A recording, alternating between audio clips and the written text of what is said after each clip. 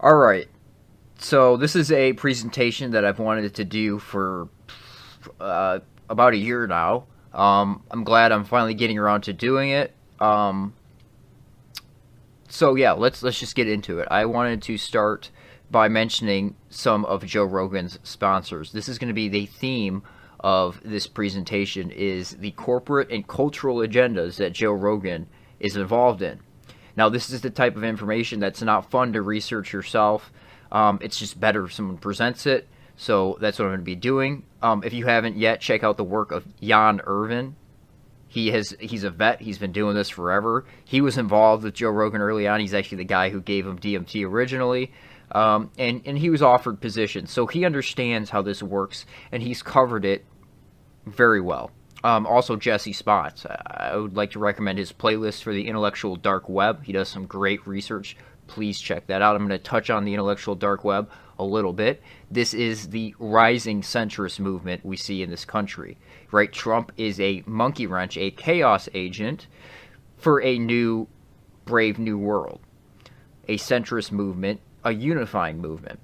All right, so let's start with Rogan's sponsors. So Cash App is a big one. Jones mentioned that. Okay, the Jack Dorsey connection, and then everybody that followed. So this has been covered at nauseum, so I'm not going to really focus on Cash App and Dorsey, but there are some that people looked over. So like 23andMe, this is a big one, directly sponsoring Rogan's podcast. So 23andMe is co-founded and owned by Ann Wojcicki, the Jewess. Okay, Ann is the sister of Susan Wojcicki, the Jewess, who is the CEO of YouTube. I'm sure you're all familiar with her. And Ann was formerly married to Sergey Brin, the co-founder of Google. Okay? So you should be aware of the 23andMe database system, the whole agenda with that. Rogan used to try to be slick with it, and he would just be like, oh, yeah, you should do the 23andMe because they tell you all your health risks, and, he would promote it. That's how his podcast works. Every other sentence in his podcast is a corporate plug or a cultural agenda or a corporate agenda. For example, he'll mention some pasta that he gets from Italy and acts like he just likes the product. No, he's getting paid to do that. That's how his podcast works. Okay, people need to understand that.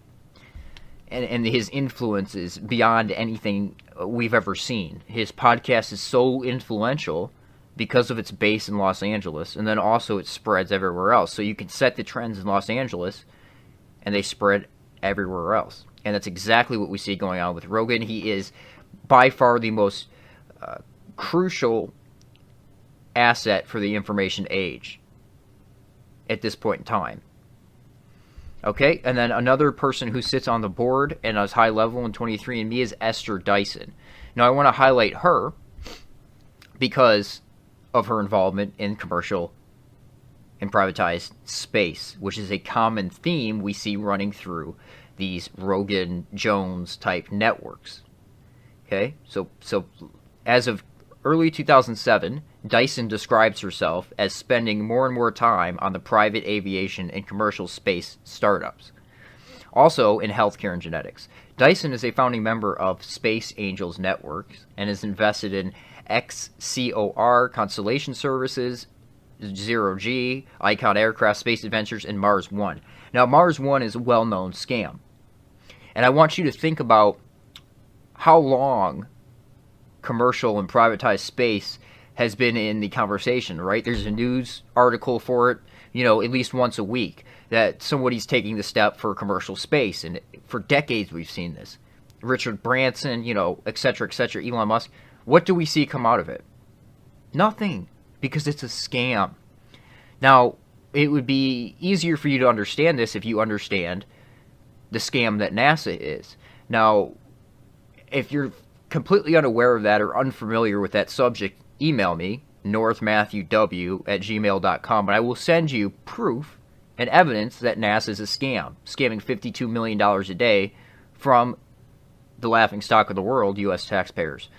Okay, so that's a common theme, again, is commercial and privatized space that we see running through these networks. It's my contention that they're essentially funnels for that money to be funneled into other movements and other agendas, i.e., an information age asset like Joe Rogan.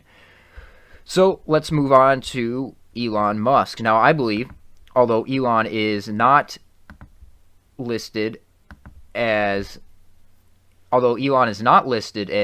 sponsor, he is a sponsor, and here's why I think that. From Colorado, but I did just get a Tesla, so I'm supporting the podcast. Okay, did you hear that?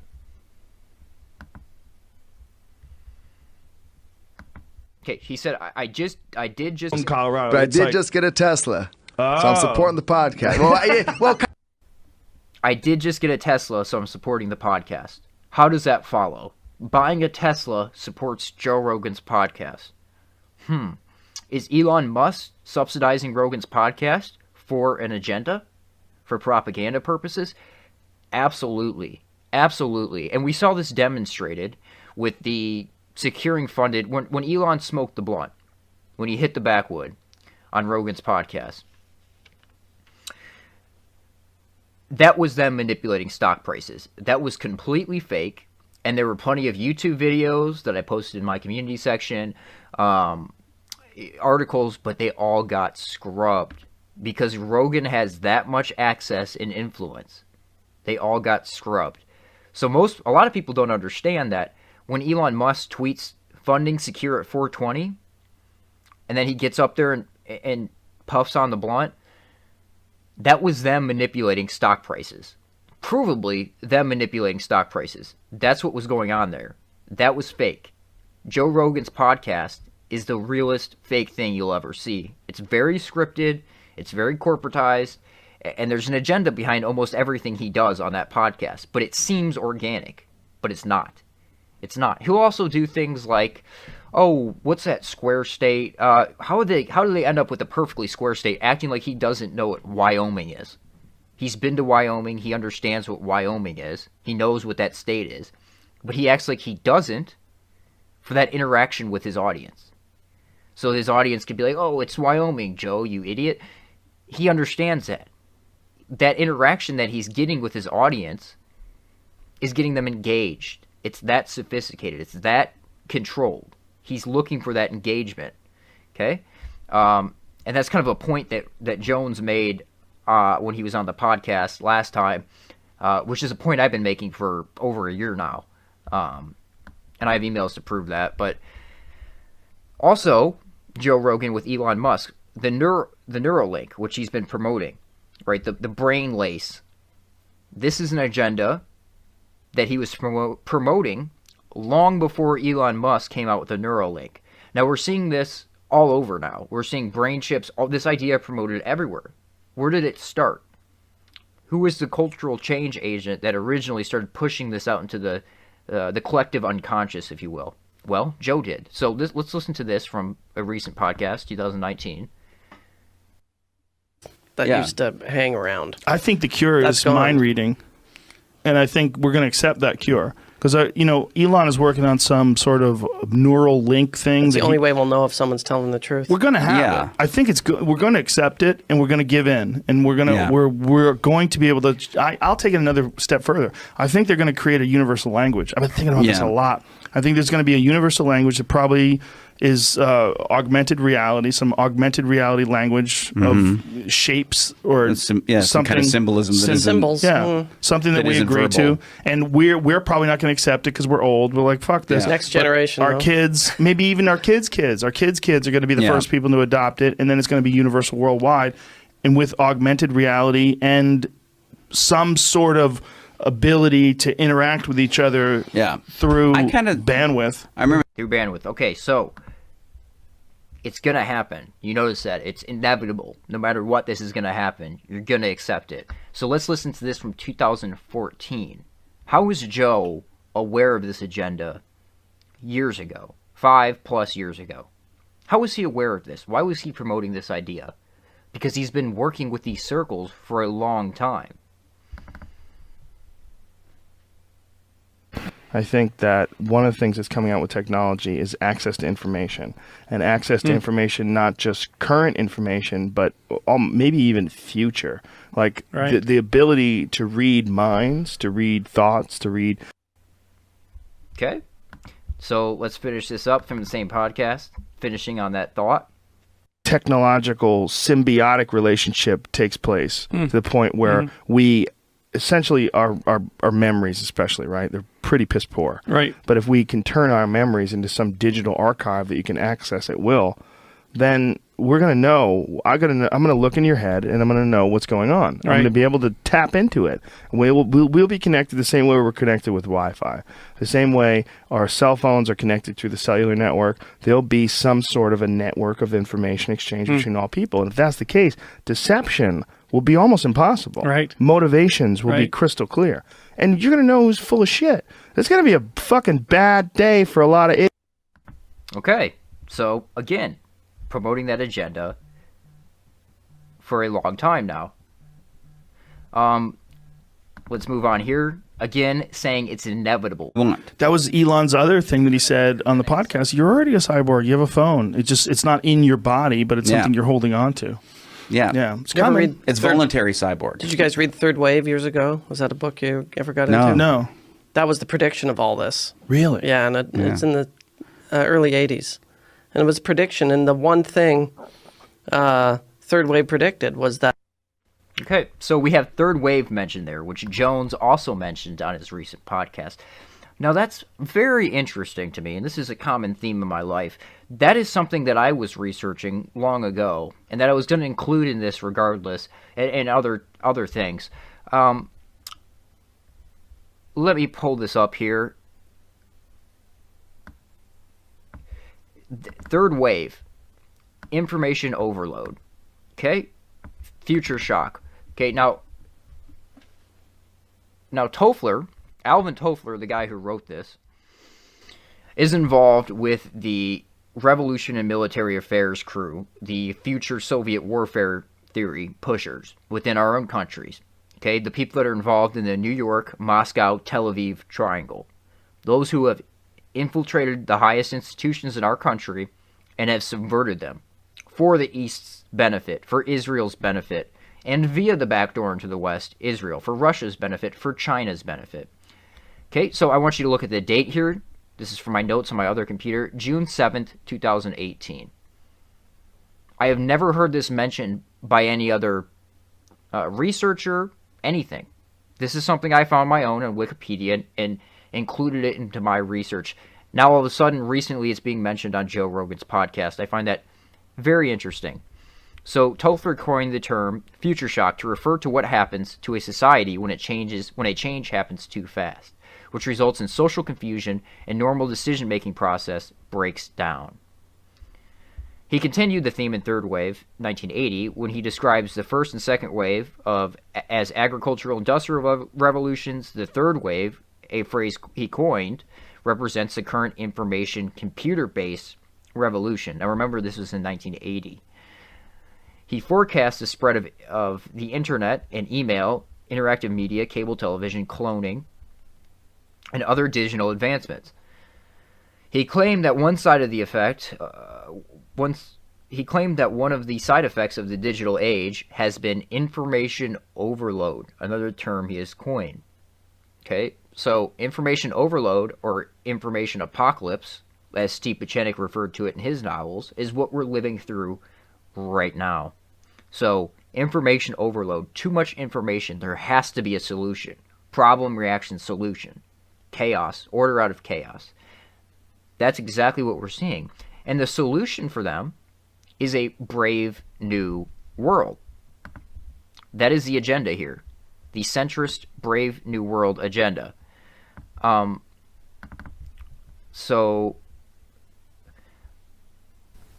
let's move on to... Well, okay, so it's the bigger plan. Let's do this. It's the bigger plan.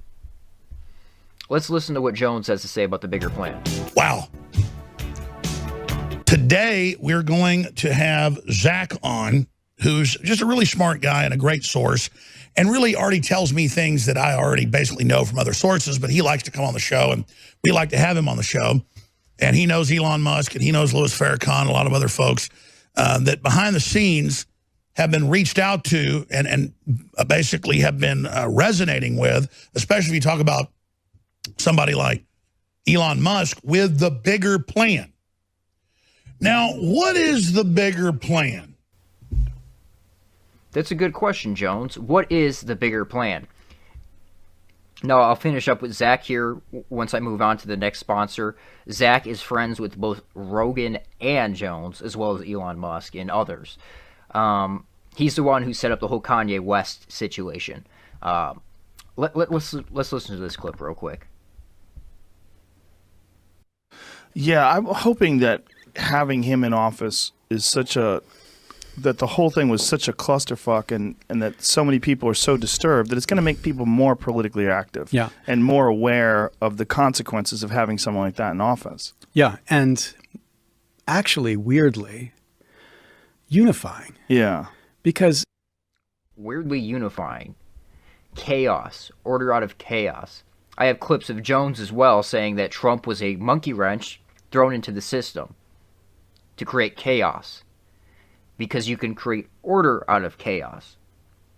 So, unifying, a centrist unifying movement that gives you miracles, gives you new plant-based solutions, gives you new solutions to big pharma, gives you new solutions in technology. It sounds wonderful, but they're used as methods of control for further enslavement for a brave new world. That's why this needs to be highlighted, and the change agents involved in this agenda need to be highlighted and hammered on. Okay, so let's move on to the next sponsor here, which Jones made veiled threats at, right here, on it. Aubrey Marcus and Joe Rogan. Now, when Jones was referencing DMT cults in Austin, he was referencing working with Pentagon and DARPA. He was referencing Onnit and who Onnit's associated with. Now, I knew the whole situation with Jones wasn't authentic from the beginning. I knew that threatening Onnit was a legitimately Jones putting pressure on Rogan, and having Jan Irving on was actually him putting pressure on Rogan. But I knew he would never go anywhere. He was doing it because he was pissed at him. He was doing it because of the Soros talking points. But as we'll get into here in a second, Joe was so deeply involved with Soros that, you know, come on, Jones. So I knew it wasn't going to go anywhere, is my point. I knew that these are overlapping networks, like a Venn diagram, overlapping, that this would not end up going anywhere. So let's get into Onnit here.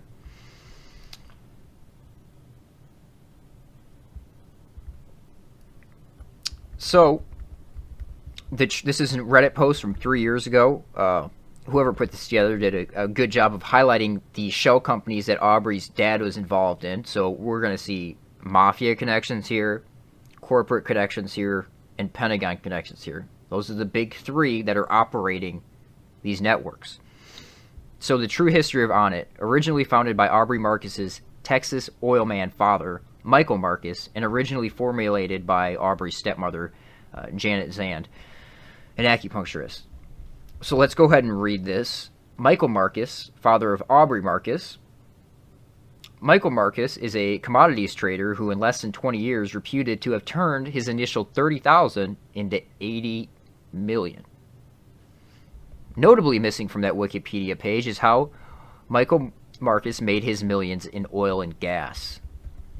Aubrey Marcus's dad, Michael P. Marcus, named a business Coffee Exchange, Inc., which he later changed to Touchstone Resources.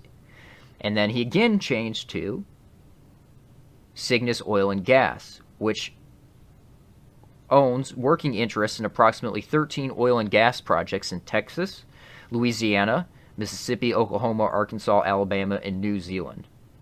Okay, so are we seeing a common theme here? Are we smelling shell companies? Aubrey Marcus's dad, Michael P. Marcus, started another business named All American Burger, which he changed to Bexy Communications, which he again changed to Sherney Energy. What is Sherney Energy? Sherney Energy is a billion-dollar oil company. Aubrey Marcus's dad started another business named Expressions Graphic Inc., which he again changed to Continental Southern Resources, which he again changed to Endeavor International Corporation, another oil company which ended up screwing investors out of their money. Scams for agendas. So Aubrey Marcus was a trust fund kid with millions of dollars from his dad, Michael Marcus's oil business to play around with. He's a non-entity, a mouthpiece, and would have been forever known as the guy who invented nail polish for men, which, by the way, he did, and he called it Alpha. That was the marketing there.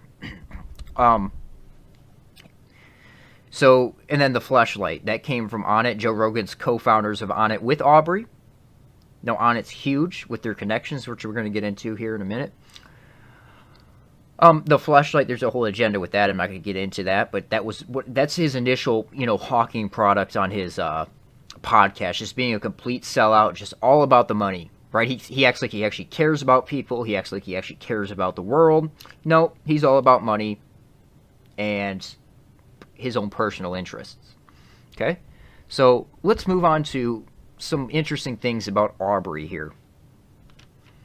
So this is a good article to read. Brazilian Jiu-Jitsu competitor Travis Nueza made bizarre accusations that Onnit CEO blocked him from EBI competition. Now, why did he block him?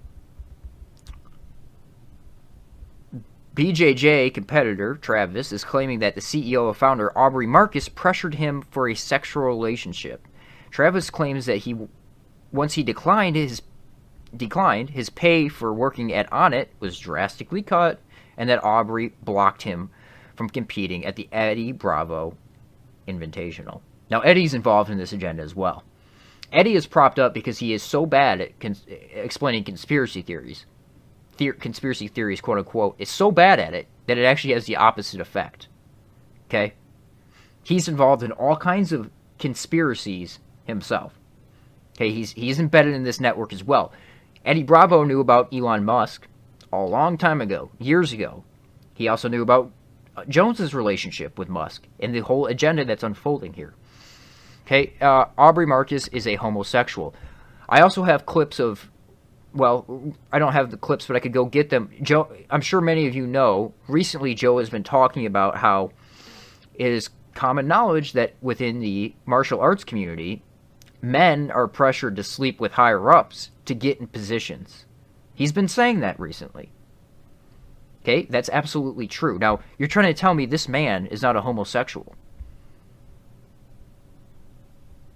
He's absolutely a homosexual.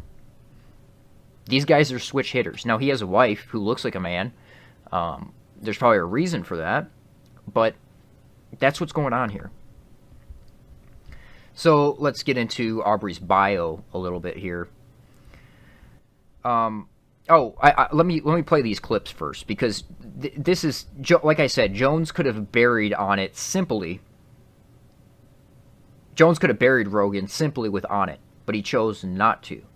Why? Because he was always there. He was always involved. He always has known what's going on. So let's watch a couple of these clips here. Oh yeah, look around. Hey, Aubrey. Aubrey needs to hire Olivia over there at a high salary, or I'm going to hire her away.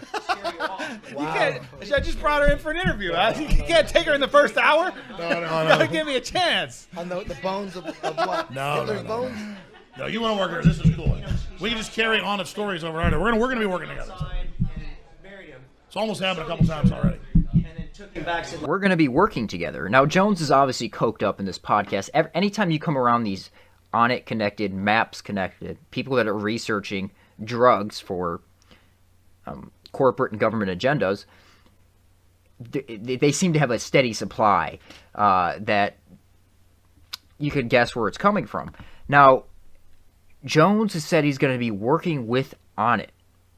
That's interesting. Let's watch this one. Want to hear some more? Here, let's do the voice from heavy metal. My evil extends across all time, all galaxies, all dimensions. A green jewel. Look into me one last time. Strong. I don't know who that is. I don't know who that is. Great. Now we're having... Darth Vader. That's still Darth Vader? I am here to tell you the secret of the Lochnar is on it. It is the Alpha Brain. I've OD'd on Alpha Brain and found Valhalla. No need for ayahuasca. But the nemesis, Brain Force, has arrived. A little plugging now. Brain Force. Now, Jones actually modeled Brain Force after Alpha Power. It's the same formulation. It's the same product. Actually, and Jones's supplement structure is based off on it as well. He's doing a lot of the same things, where there's a lot of shady things going on in that aspect of it. So, let's move on to this last clip here. It's so crazy. In fact, Shane Steiner. Let me mention real fast that he mentioned the Lochnar. I kept it in there for a reason. Lochnar from Heavy Metal, that movie. It's actually very good, and it's an allegory. The Lochnar is Lucifer, the green light, and it's interesting to me that he associated on it with Lucifer. Just an interesting statement there. You Bill Hicks. Shane Steiner. Are you Bill Hicks? Where's Shane Steiner? Let's bring... Now, I didn't want to include this part in here, but I had to get this clip. Every time Jones is around, people from On It, these corporate people, Hollywood people, comedians, they always call him Bill Hicks. Now he's going to call a guy named Shane Steiner in here. Bring him in here. I went to frickin' high school with this guy. We had Texas Monthly call me about a year ago. How could you say some? How could you say Texas Monthly called me about a year ago. Right when Bill Hicks died. And they said, and see, that's the crazy conspiracy. Now, what Eddie's doing there, how could you say someone, and people believe it? He's saying that there's a reason that conspiracy has legs. If you understand how he works, he's saying there's a reason, and notice how uncomfortable these people get. There's a reason he's saying that. There's a reason the conspiracy has traction. There's a reason people believe it. There's a reason I believe that. Okay? Theory doesn't mean you can just make up whatever you want and like the world's fiction. Or does he look like him? And Shane Steiner, I look nothing like him. And they say I'm 60 years old. Did Shane leave? Yeah. He's diverting. Hey, let's get Shane. This is a cool guy. This is the guy that got me in here because he told me Eddie Oh, Bravo's. look, the fight companion. Shane, grows. they just asked me if I'm... Now, Shane is the person who got Jones in there. Now, Shane Steiner is a Hollywood guy, a musician, very well connected. And seems to be the only person that Jones went to high school with. And also looks a whole hell of a lot younger than Jones. But I want to highlight that point because Shane got him in there. Shane, according to Alex Jones, and I have the timestamp, I just have to go back to the GCN archives and get it since all of his YouTube records were scrubbed. But on 05/25, 2018, at around 1 hour and 21 minutes, now that's going to be different because of the commercial breaks from the live stream, Jones claimed that Shane Steiner comes from the Dixie Mafia. His family is Dixie Mafia. So again, Mafia, corporate, Pentagon. That's who's dictating these circles. So let's finish up with Aubrey's bio here. Aubrey Marcus is the founder and CEO of Onnit, a lifestyle brand based on holistic health philosophy he calls total human optimization. Onnit is an Inc. 500 company and an industry leader with products optimizing millions of lives, including many of the top professional athletes around the world. He regularly provides commentary to outlets like The Entrepreneur, Forbes, The Doctors, and the Joe Rogan Experience.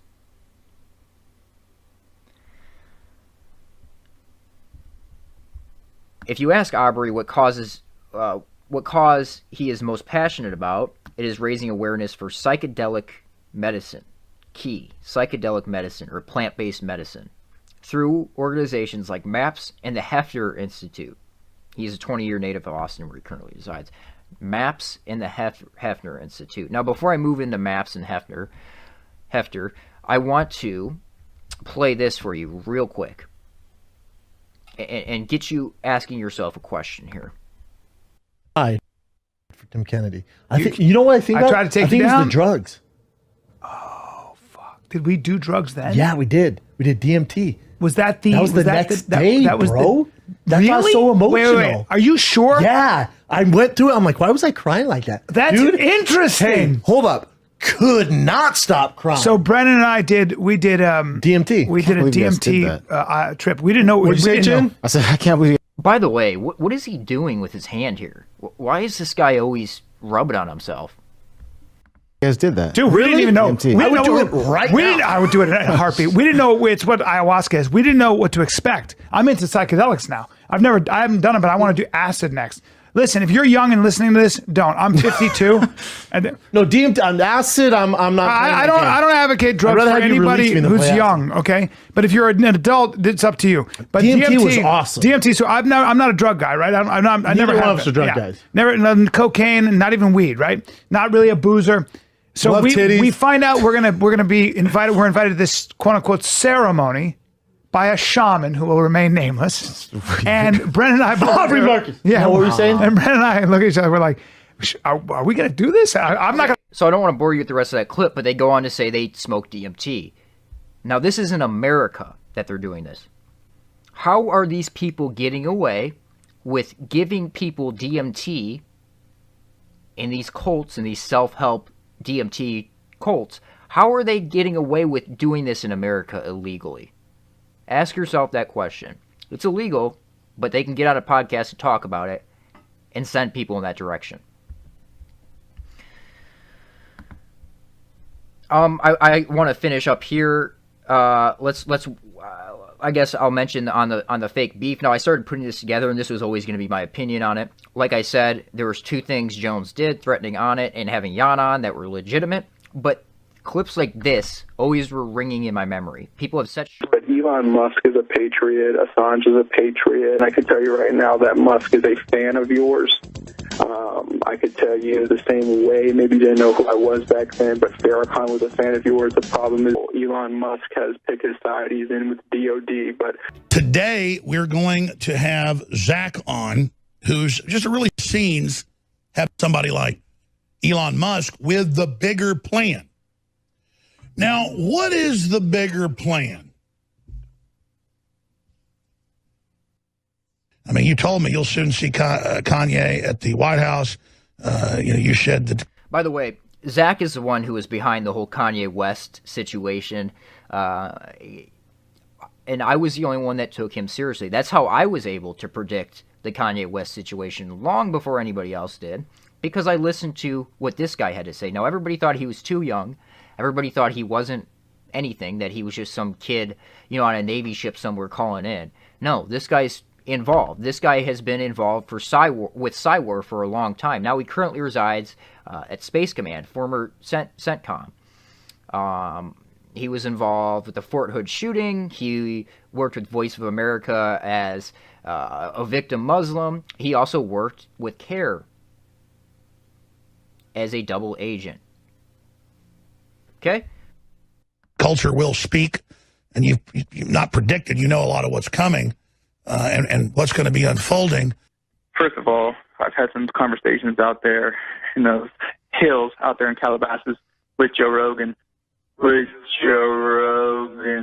And then Zach's a great source of really interesting information, and I know who he is, who his identity is, and some of the things he's done behind the scenes and things that have unfolded.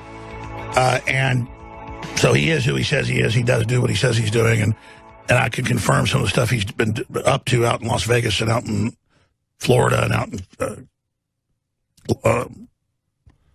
L.A. as well. Okay, so he also knows Elon Musk, Joe Rogan, and Alex Jones. So we're having a military guy go in between these guys, and it's kind of dictating which directions they go in, possibly, or influencing them in some way or another. But that was something that was always in my head. These people can't really dislike each other, or they can dislike each other, but they can't really attack each other because they're involved in the same networks. They're Pentagon assets for the information age, as well as corporate assets. And then this is from The Fight. This is something that I don't think anybody picked up on. 99.9% of the listeners did not pick up on what he was saying here, but I did. You're the bitch, and you get ready for it. That's how this works, Pilgrim. That's how this works, Pilgrim. What does that mean? Pilgrim. Well, the Pilgrim Society is a British intelligence front. Now remember, with the intelligence community, it's a giant spider web with Israel at the center of it. But the Pilgrim Society is something that all the early MK Ultra guys were involved in. Halpern, all those people coming out of the Pilgrim Society or associated with the Pilgrim Society, Alan Watts, all the MK Ultra people, all those cultural 60s change agents were coming out of there. Now, this is something where I think I would see an overlap with these two. Because Jones is surrounded by British intelligence. Example, Ted Malloch, total MI6. But again, you would see this is like a Venn diagram, and you have these overlapping networks that they're both involved in. And then let's finish it off. This is also from the beef that was going on.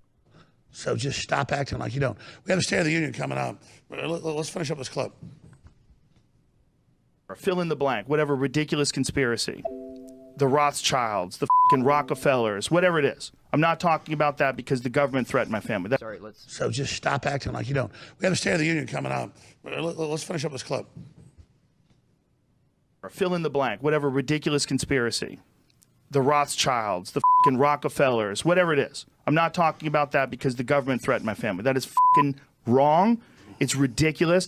And now you put it out there. So hey, pause again. Hey, I have a question for Mr. Rogan here.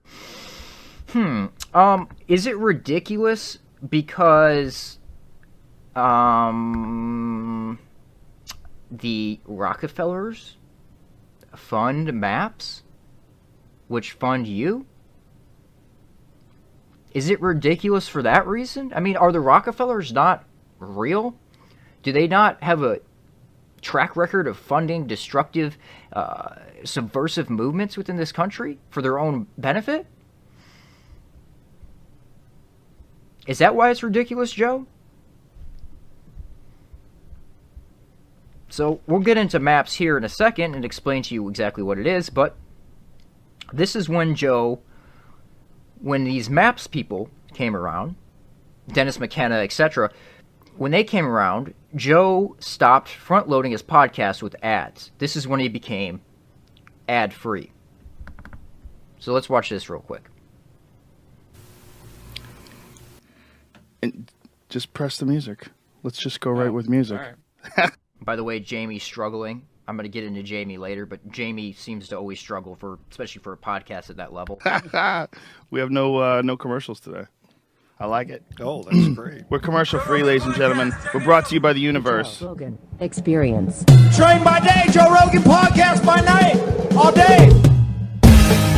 Ladies and gentlemen, a very special episode. Podcast sponsorship free. Dennis McKenna and Josh Wickerham. Josh is from the Ethnobotanical Stewardship Council. You were one of the founders of this? That's right. And what exactly is that? Okay, Maps Associate. Podcast sponsor free, a very special episode. They're not sponsor free. Joe is surrounded by Maps. Joe promotes Maps, and Joe is funded by Maps. Okay, and Maps is corporate.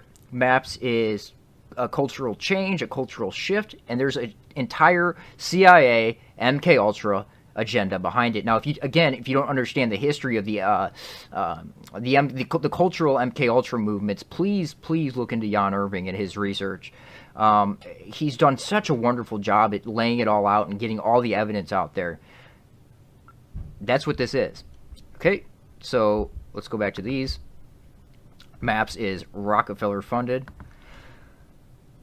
Rockefeller funded again for Maps website. The David Rockefeller family concludes to the obituary, encouraging people to honor Richard Rockefeller's memory by contributing nonprofit organizations, including Maps. Okay, Rockefellers. backed by such private donors as, this is Hefner, which is it's synonymous with MAPS, and published via MAPS, where they were doing the ayahuasca, the DMT studies, the Rick Strassman, all the studies that Rogan references are MAPS or Hefner studies. Okay? Backed by such private donors as Lawrence Rockefeller and Bob Walsh, and a Microsoft millionaire, which is Steve Wozniak, and this is easily provable by his association with things like Esalen, which we'll get into, and in the counterculture agenda. The Institute is financing clinical trials with LSD, psilocybin, and other hallucinogenics. Okay, and then they say to treat phobias, depression, excessive whatever, blah, blah, blah. That's just to get funding. There's other reasons and other agendas for this. So let me just state right now for those of you who don't understand my position on this. I have no issue with people being able to own whatever substance they want, to being able to ingest whatever substance they want, especially when it's a plant or a natural substance. I have no issue with that. People should be able to do that. Now, I start to have an issue with it when it's being used as a corporate tool, a tool of control, because that's what's going on here. I offer you plant-based medicines, alternatives, but it's a corporate tool. Now, there's more to that. So the value with working with the system, this is the founder of MAPS, Mr. Doblin, coming from a Jewish family. Red flag. Now, again, this is another common thread, which, as to be expected, the Jewish influence in it, the Jewish ownership of it, the Jewish dictation of it.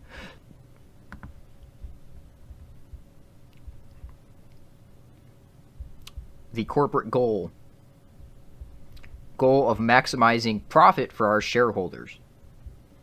I just want to make sure this isn't okay. There he is, Dennis McKenna Wickerham, surrounded by MAPS people. Now, Jones is good buddies with Joe Rogan. Right? Everything's all good, but he still absolutely hates Soros. Just like Trump says leave Soros alone, Joe Rogan is working with people who work with Soros. But that's okay by Alex Jones. That's fine. We'll just ignore that. We'll just ignore that agenda there. So, MAPS is co-sponsoring a conference in collaboration with the Drug Policy Alliance. The Drug Policy Alliance. Again, MAPS working with the Drug Policy Alliance. Joe Rogan having on Ethan Nettleman from the Drug Policy Alliance. So do you see how that works? MAPS, Rogan. The masses. Information, or Pentagon asset for the information age. Corporate asset for the information age. The National Drug Policy Alliance. Nadelman founded the Leighton Smith Center in 1994, a drug policy institute created with the philanthropical support, of George Soros. So it was created via George Soros's money. You think Jones would have an issue with that? He hammers on Soros all day. No issue. No issue with Joe. Nothing going on there, Joe. Joe is 100% authentic, according to Jones. Billionaire activists like Sean Parker and George Soros are fueling the campaign to legalize pot. Now, is that a bad thing for it to be legal? No, absolutely not. But here's the catch. There's absolutely a catch with it. And then also Peter Thiel, who's involved with the intellectual dark web in this agenda in general, is also investing in legalizing pot. Corporate weed. Eric Weinstein, the guy who termed the intellectual dark web, managing director at Thiel Capital. Okay. Go again, see all these guys hang out. This is the intellectual dark web right here. This is the agenda they're pushing. Again, check out Jesse Spots for like the mental health stuff. He's done a great job of covering it. This is the example I would like to use. So this is why this is the catch with legalizing pot and with these corporate agendas. So I want you to understand how this works. Fears of marijuana monopoly in Ohio undercut support for legalization. Now, people are wise in Ohio to this. Most people would just vote it in without even, because, oh, it's legal pot, it's good, everybody agrees. There's a catch. And this is the catch. That's because it specifies that just 10 locations in the state where growing pot would be allowed, and a group of 10 investors have already have dibs on it. These are the same investors. These same investors are sinking $20 million into the campaign. Okay, if there's corporate support for something, red flag, first off. Secondly, this is the issue. They monopolize it. So they make it legal, but they own it and control it and use it as a tool of enslavement and control. So do you understand how that works? So, I mean, what this is a Brave New World caste system. So you have your alphas dictating to the people, you can't grow it, but I can. I control the supply. I control all of it. So I control what it is, too. They can genetically modify it. They can do whatever with it. They control it. So this is literally the caste system that we're seeing instated here. Now, the Brave New World caste system is literally the social systems theory that came out of the Macy Conference, which is Jewish. You guessed it, Jewish. And was the social systems theory is heavily promoted via the Esalen Institute, which Joe Rogan takes trips to. We'll get into the Esalen Institute here in a little bit after I finish up with maps. But I just want to mention this so you have a kind of an understanding of the corporate agenda and the corporate control, as well as the cultural control going on here. Social systems is literally the Brave New World caste. So you have all your sellouts and all these people dictating over the other groups, and everybody has their determined system in society. Universal basic income, the whole deal. Literally a Brave New World. Oh, and look, the presidential candidate that supports universal basic income. And Joe Rogan, on his podcast, blows it out to all the masses. This is what you guys need. This is what you guys want. This is the good for society. This is the direction we're going. It's inevitable. And he really has that much influence that people buy into it. Absolutely. Again, running for president. Now, where did this universal basic income idea originally come from? Well, people like Alan Watts, who was a CIA asset, via the Esalen Institute. Here he is at Esalen promoting this idea. Now, the Esalen is essentially Bohemian Grove for the 21st century. For those of you who aren't aware, Bohemian Grove, but they also study like thought architecture, how to manipulate your subconscious. And we'll get into some of that later as well. For example, I have this book. This is some studies that come out of Esalen. The real interesting ones are unpublished. The physical and psychological effects of meditation. So they're studying how the subconscious mind works. They're studying on the people. Now, the Silicon Valley people who go there, you know, the top people, they don't get studied on. But they go there as like a retreat. As it's Bohemian Grove, essentially. So you have all these high-level Silicon Valley people going to Esalen Institute, where all these ideas are coming out of as well, but they also create agendas there. So, for example, the Manhattan Project came out of Bohemian Grove, originated at Bohemian Grove, and then ultimately was implemented. Same thing is going on in Esalen. It's just think of it in terms of Bohemian Grove for the 21st century. So again, you have someone like Timothy Leary or Richard Alpert, who from Harvard, you know, who became Ram Dass. And what they would do, you know, they would go to places like Esalen. And then this circle created a following of thousands of LSD veterans who were then deployed to proselytize for drugs for the masters, the secret masters agenda, the corporate and cultural agenda. That's what they're doing here. Okay? So it's kind of a similar concept with like Rogan and all of the Comedy Store clique. You know, Daddy Rogan, and everybody just grabs their ankles for Daddy Rogan because they're just riding that wave. They'll do anything for Joe. They'll get themselves involved in all kinds of illegal things, do everything for him because they're indebted to him. So it's just a similar concept here. Okay, so let's give you guys kind of a MAPS intro so you understand that the Rockefellers were funding it. There's a whole agenda going on there. And there still is. And we're living in it, and we're seeing the rise of it. So I want to read this for you guys. CIA MAPS after embalming the dead. In the new millennium, the New York Times, the Baltimore Sun, and other the Baltimore Sun and other large circulation daily newspaper highlighted research on psychedelics and ecstasy. Doctors at prestigious university medical schools produce studies promoting positive aspects of these drugs. These studies are often mentioned in an affiliated funding source, research group, the Multidisciplinary Association for Psychedelic Studies, Incorporated, which is MAPS. Founded in 1986, MAPS received early aid from MKUltra participants such as Timothy Leary, who also worshipped Crowley, which is Jewish mysticism. Or worshipped his promoted Crowleyanism. The former CIA contracted inventor of LSD, Albert Hoffman, also donated to the funding of MAPS.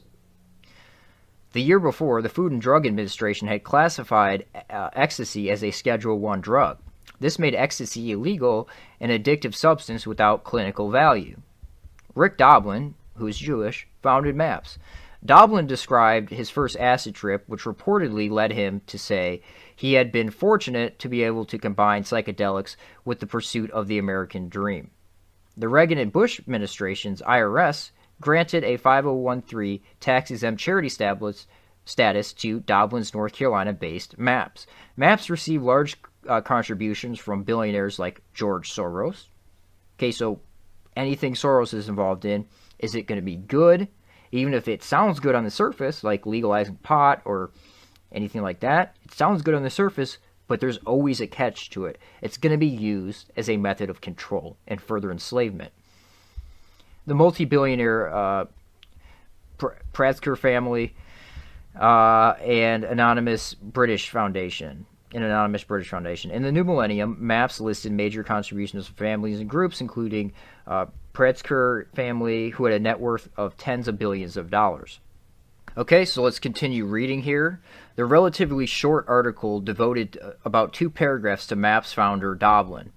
MAPS start during the Reagan-Bush presidential administration seemed no coincidence. In 1986, Vice President George H.W. Bush's aide, Oliver North, jump-started the Iran-Contra scandal involving the CIA in trafficking cocaine, which is a CIA CNP operation. Once the former CIA director Bush reached the presidency, he appointed Dr. David Kessler as Food and Drug Administration Commissioner, harkening back to the MKUltra days of testing LSD in schools. Kessler approved university testing of psychedelics again in 1990, just after the U.S. Senate confirmation. Now we see Trump doing this right now, allowing these psychedelic plant-based medicines to be tested and approved. The approval marked the FDA's first psychedelics research in over 20 years. Dr. Kessler remained FDA commissioner for the next 5 years, including 3 years under President Clinton. President Bush also had Kessler fill FDA with like-minded research staff favorable to psychedelics. Why? Because there's an agenda. Not that they're necessarily bad or there's no uses to them. There's an agenda. That's what I'm highlighting here. In an interview, Rick Doblin said one of those leading doctors in the FDA was Dr. John Harder, whose vision, quote, vision was to train me, this is key, vision was to train me to understand how the FDA worked so that I could try to mobilize the demoralized psychedelic community to submit protocols. Doblin went to describe the history of his work, which inadvertently revealed his unusual power in the FDA, even after Kessler's resignation under President Clinton. Quote, there was a short period after he resigned in 1995 during which lower-level FDA officials made it difficult to move forward with psychedelic and medical marijuana research. However, I filed a complaint with the Ombudsman, and the policies established by the pilot drug were reaffirmed in 1999 by FDA upper management.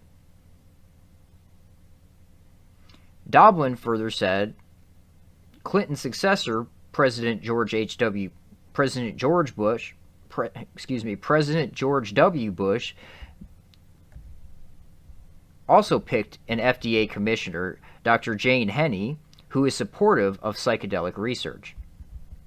From 2000 to 2011, MAPS articles showed up in newspapers worldwide. With MAPS funding of Harvard and Johns Hopkins research, the idea of LSD and ecstasy having health benefits spread. The New York Times, Baltimore Sun, and other newspapers helped spread MAPS propaganda, further legitimizing the group. The strongest evidence, so CIA, MKUltra's 50 years of involvement. The strongest evidence of CIA continuing MKUltra was revealed in the November 2000 arrest of 55-year-old William Leonard Picard, deputy director of UCLA's Drug Policy Research Program, for running one of the nation's largest LSD laboratories. Drug enforcement agents would also eventually implicate Professor John Halpern and other psychedelic think tanks. The Hefner Research Institute, which had worked on many projects with MAPS, the DEA arrested Picard at the laboratory site, a decommissioned missile silo, which they actually weren't at that point. This is an interesting case. They were set up by a DEA double agent, Gordon Todd Skinner, and they weren't arrested at the site. They were leaving the site. They were packing it up and leaving. They never actually produced LSD there because they thought they were being set up. DEA agents had enough raw materials there to make over 15 million hits of acid. Comprehensive articles in the Rolling Stone and San Francisco Chronicle cite evidence suggesting that Halpern, Picard, and others were involved in continuing this MKUltra operation. This operation has links to the original MKUltra LSD laboratories and universities involved in MKUltra, top government officials, and LSD promoting think tanks. Okay, so an interesting MAPS connection. I wanted to finish with that drug trafficking story, that manufacturing of LSD story, because I believe there's a lot of that going on right now. As I said before, ask yourself, how are they able to give DMT out to people, just like the Grateful Dead used to give out LSD to people, illegally in this country with no issues? Because they're involved in higher level operations. They're involved in research programs, in MKUltra style research programs. So we have, again, Halpern was mentioned, who works with MAPS, to this day continues to work, or up until recently at least, with MAPS, and he was involved in illegally producing and selling drugs. Okay, so someone associated with MAPS was involved in the illegal drug trade. Put two and two together, that's exactly what's going on. We have these government-sanctioned and corporate-sanctioned research programs that are also involved in the illegal drug trade. Now, I want to play this. This is from my channel. I posted it a couple weeks ago. Let's give this clip a listen here. I'm just going to speed it up a little bit. So this is from 2017. So 2 years ago, I was talking about a comedy club, The Laugh Stop, where I suspected that they were selling drugs and then laundering it back through their club there, or possibly this money is being donated back to MAPS for further research and further growth of this agenda. So selling illegal drugs, and the money makes it back to the legalization process, etc. But this is interesting. Identify a little place in Austin, other cities in Texas, and will sell you drugs, and then they'll launder that money right back through their little club there. But that's a different show or video. So money laundering is a good thing to look out for. Now remember, this was never referenced. Nobody ever referenced this prior to me stating this. Then after I stated this, this Comedy Store clique began to reference the Laugh Stop. And it's great. Oh my God. Houston's great. Austin's great. Texas is the shit. Houston, I did an album in Houston. Austin, did you do it at the Laugh Stop in River Oaks? Oh, yes. What a great club that was. I did an album. Is it there no more? No, it's not. That was apparently the building is still there. Yeah. What is it now? They use it sometimes. Like they'll have shows there sometimes. I think someone had something there for a while. I don't know the full story, but that was one of the greatest clubs ever. Laugh Stop in River Oaks. Remember that crazy dude was running it? The fuck's his name? Yeah. Fuck's his name? Bald guy. Yes. Mark. Yes. Right? Yes. Yeah. He had an Italian last name. Oddly enough. Joey knew him real well. I forgot about that dude. Yeah. Yes, and that was Bill Hicks' place. They had a fucking legit open. My boy Mark, we had a good time. I love it there. Cap Cities. I remember one day there was a guy, you asked him about drug dealers, Lee. Let me tell you how wide open it is. Again, sorry to talk about this city, one of my favorite cities in the country. Hollywood. Houston, Texas, had a kid that would come to your shows, Lee, and he would give you a bud, and you'd go, wow, this is Houston. Where did you get this from? He goes, this is what I grow.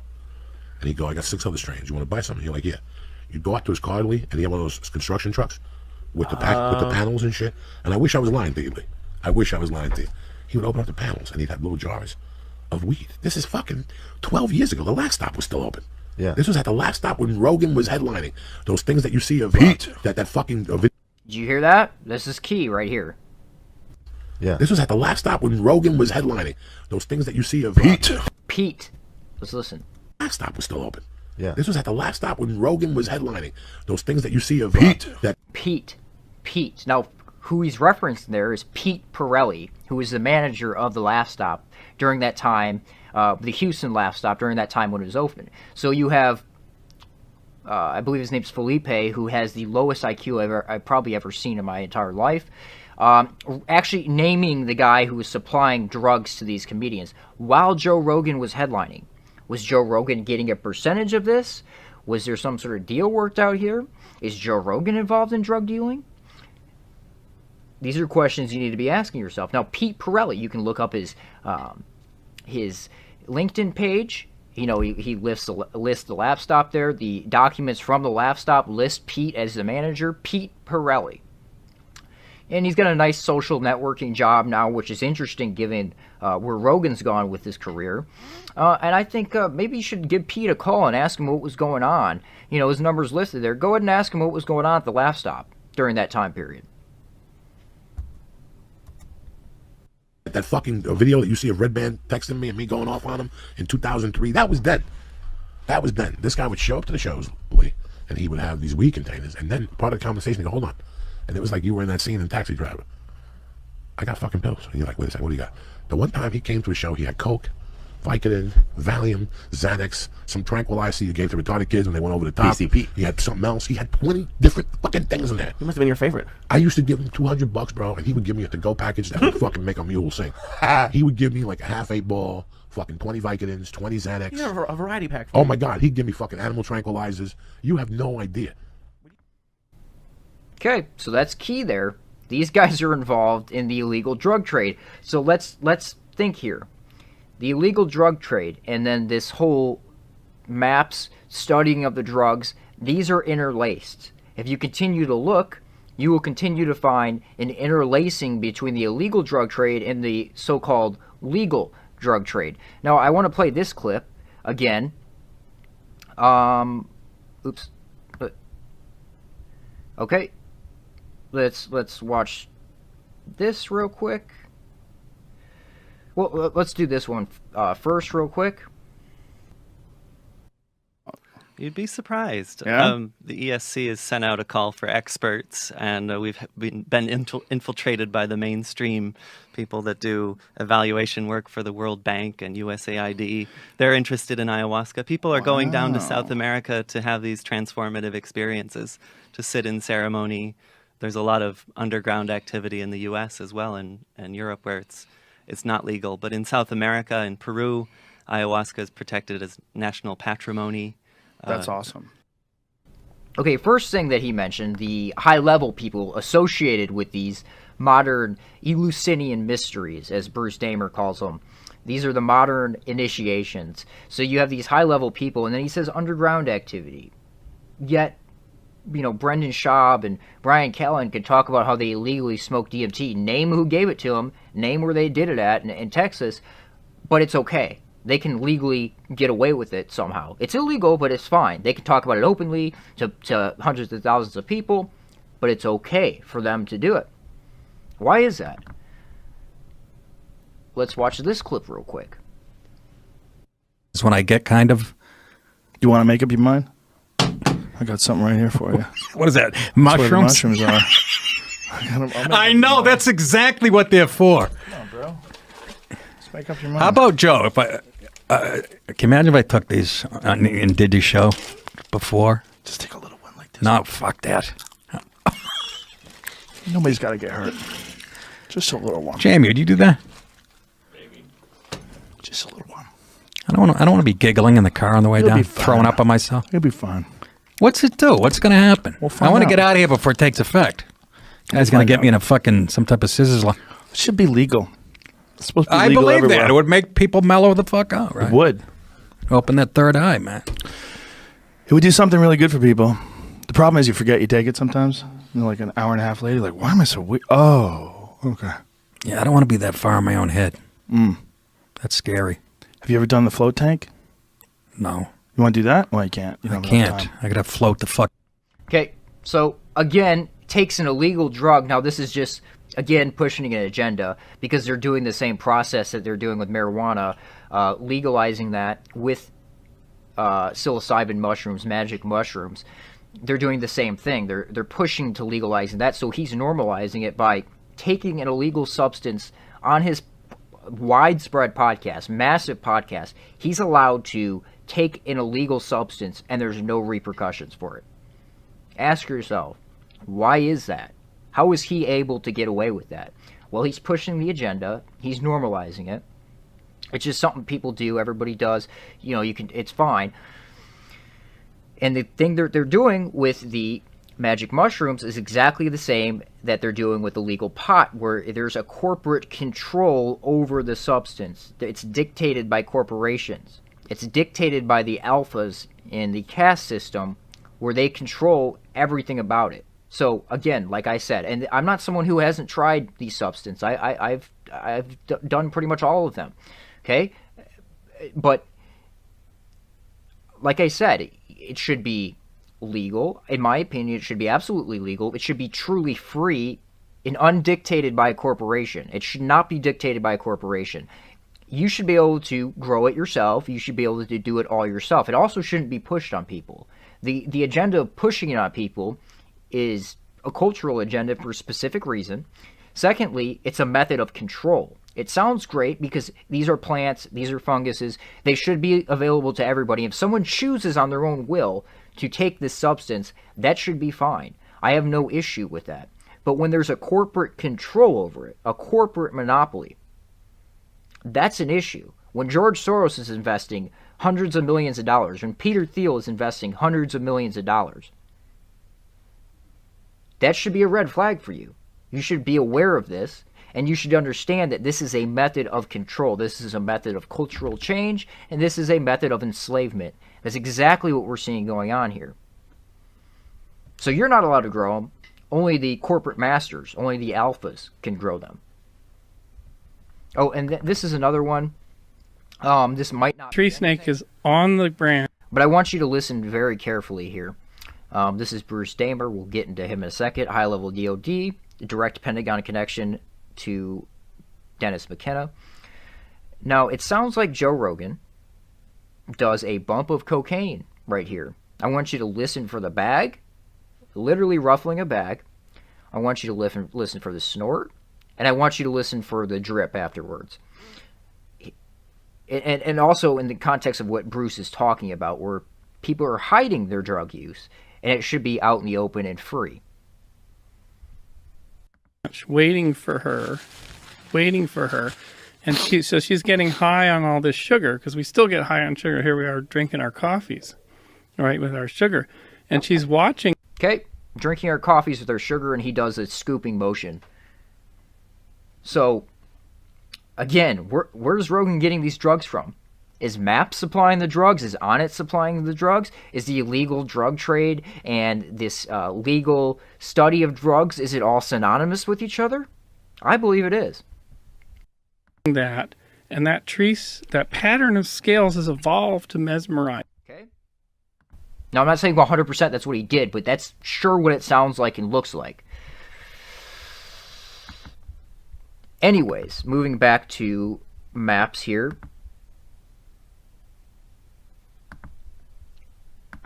The corporate goal. George Soros.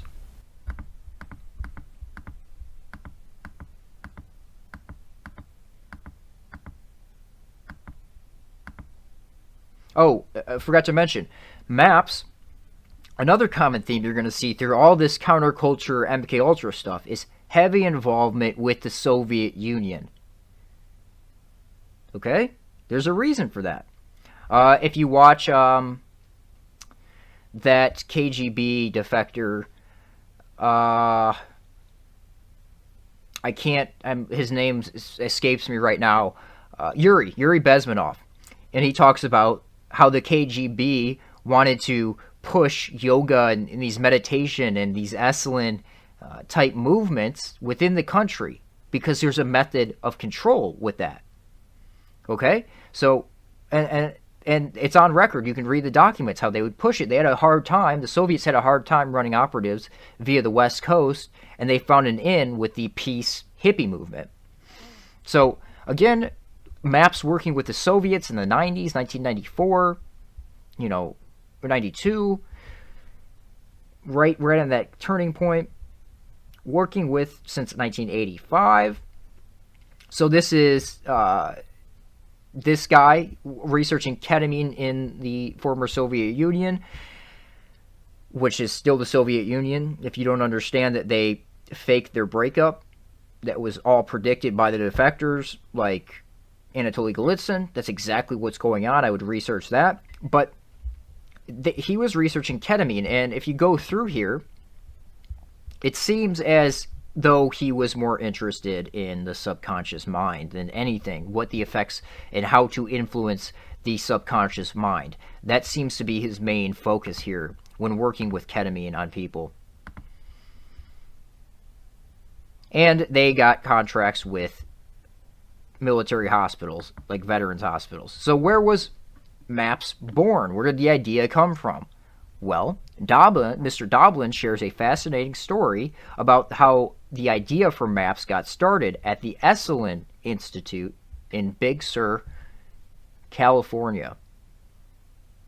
So again, think of it in terms of the Bohemian Grove of the 21st century, where you're having studies going on people, but you're also having these high-level Silicon Valley and people from every institution going there and creating, scheming up new ideas and new movements and new agendas via the Esalen Institute.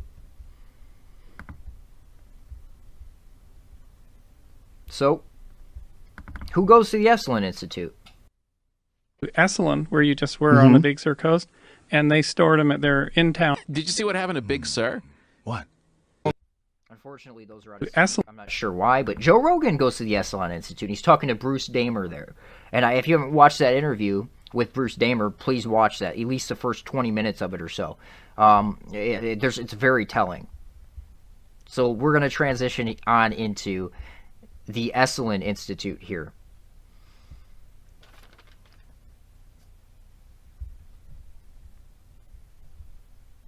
So, the Esalen Institute. Again, like I said, who visits the Esalen Institute? Who came out of the Esalen Institute? How much influence did the Esalen Institute have on the culture and shaping our society and the collapsing society of this country of the West? Well, here's some famous assets, cultural change agents coming out of the Esalen Institute. Alan Watts, Aldous Huxley, who inspired the creation of Esalen. Terence McKenna, Joe's boy, Terence McKenna.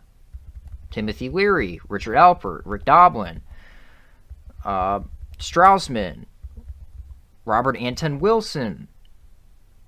Okay? All these assets coming from the Esalen Institute. Having their Soviet handlers at the Esalen Institute dictate to them what they talk about. Most of the agendas on Rogan's podcast are coming from the Esalen Institute. They're originally ideas stemming from the Esalen Institute, like I stated earlier with the universal basic income. First created at the Esalen Institute, promoted via Alan Watts, now promoted via Joe Rogan's podcast, and we're seeing us pushed in that direction. So, the Esalen Institute. In 1962, Michael Murphy and Dick Pierce famously founded the Esalen Institute. Less well known is the fact that they founded this institute based on advice coming from an older generation of mentors, such as Aldous Huxley, the guy who wrote the Brave New World blueprint. Him and his brother Julian Huxley. Julian Huxley promoted the idea of chaos via political, economic, etc. landscape for a brave new world to rise out of it, a centrist movement. Now, I'm paraphrasing here. Actually, let me pull that up because this is important. His brother and Aldous was involved in the exact same agendas. And Brave New World is a blueprint. So Julian Huxley, the end of evolution, a new categorical imperative. Purpose. This is coming from his agenda, Julian Huxley's agenda, Aldous' brother. Purposely create tension across the political, social, economic, etc. planes via liberalism, communism, and fascism. Now you can look at Trump as fascist.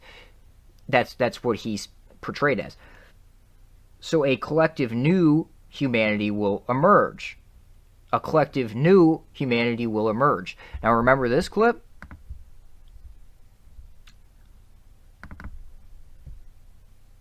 A collective new humanity will emerge. All this stems back to... Yeah, I'm hoping that having him in office is that the whole thing was such a clusterfuck and that so many people are so disturbed that it's going to make people more politically active and more aware of the consequences of having someone like that in office. Yeah, and actually, weirdly, unifying. Yeah. Because... Weirdly unifying. Okay, interesting. Mentors such as Aldous Huxley, Alan Watts, Joseph Campbell. Now, Campbell, if you are unaware of these people, which is understandable because this research is suppressed, they've kept Jan Irvin, who really dug all this stuff out and droned through documents and things to make this information available. This is a huge agenda that they don't want in the public domain. Go look at Jan Irvin's Logos Media. Go check out Logos Media. Read his articles over there, and please dive into his brain database. He has all the connections there. It is beautifully done. All the footnotes. You can spend months in the thing. This is an important agenda that is unfolding before us right now, with history going into the past and then continuing into the future. All these people are covered by Jan Irvin, with Lawrence Rockefeller being another major supporter of Campbell. Lawrence Rockefeller was also an important behind-the-scenes advisor to Michael Murphy since the founding stages of Esalen and donated millions of dollars to the Institute. Again, the Rockefellers. The Rockefellers are always there. Is that why Joe thinks it's ridiculous? Are the Rockefellers ridiculous? The Rothschild agents, the Rockefellers, are they ridiculous? I don't think so. The Packard Foundation, Ford Foundation, Carnegie Foundation, all had some involvement with the Esalen Institute in the early 60s and early 70s, which otherwise appears to have been reasonably profitable on its own. It would be clear what forces were behind the founding Esalen Institute. It should be clear what forces were behind the founding of the Esalen Institute, an institute we will get back to in a later chapter. Okay? It's all footnoted. Those are all the references. Again, Esalen Institute. The sensitivity training and, quote, sexual encounter programs of the most radical California groups, such as Esalen Institute and its many imitators, were all developed and implemented by Tavistock Institute psychologists.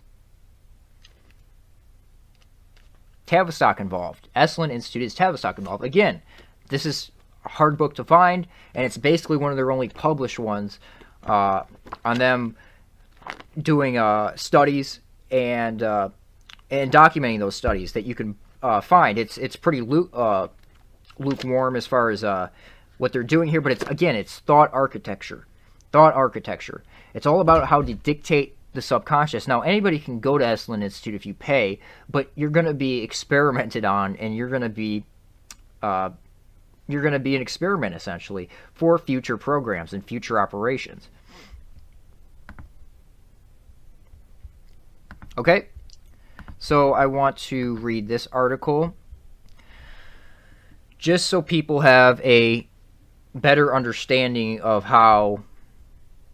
what the Esalen Institute was used for and how much the Soviet Union was involved in the Esalen Institute. I want to hopefully pull up. Okay, let me show you this real quick. This is from I can't believe I'm drawing a blank on it. This is a book by An End to Ordinary History is what it is, and it's all about the the men who stare at goats type operations, which I'm going to get into later, which is involved with all this stuff, but it's really a smokescreen. It's about those operations, the CIA and the KGB, and their interest in it. Okay, so it was written by Dick Pierce, one of the founding members of Esalen, and it's heavily influenced by Esalen. It's supposedly based on truth. So this is in the beginning of the book. My thanks to Jim Hickman, whose understanding and love of the Soviet Union had informed all of us to work on this book. The Soviet Union was so heavily involved in Esalen, it makes your head spin. Okay, so this is a really good article to refer to, how a famed New Age retreat center helped end the Cold War. As far as understanding of the Soviet influence over Esalen and how much they really dictated that. I'm not going to read the whole article right now for this video. I'm going to do another video where I actually go through it because it's a long article. But I'm going to read some of the key points. Again, just so you have an understanding, the Soviet Union promoted its foreign policy through the World Peace Council and other front organizations. So the Soviets had a hard time running operations via the West Coast, and they found an in with the hippie movement, the drug culture, the hippie culture. This is a good way to infiltrate and subvert the West from within. That's exactly what they were trying to do, and what they're still trying to do, because the Soviet Union still exists to this day. You all should understand that. It was a synthetic breakup. The defectors predicted it. Anatoly Glitsyn predicted it to a T. So I'll just briefly mention some of the stuff this article talks about. People from Esalen were allowed to go over to the Soviet Union and literally hand out literature. Okay? No issue. Americans in the Soviet Union just handing out literature. Red flag. They were doing things like helping Soviet engineers, giving Soviet engineers information on how to redirect rivers and stuff like that. Like literal treason was going on via the Esalen Institute, and they would bring KGB people in, and there was a lot of compromising going on there, because this is what goes on there. A bunch of naked people in the hot springs, a lot of stuff goes on at the Esalen Institute. So it's a great place to compromise people. And that's a lot of what's going on there, similar to Bohemian Grove. So there's a lot of KGB agents there. That's all listed and documented. Again, a lot of the Esalen people, a big cover is the whole expanding your consciousness, telekinesis, psychic warfare. These are covers. These are smoke screens. And that's what they were using for their smoke screen to run these operations.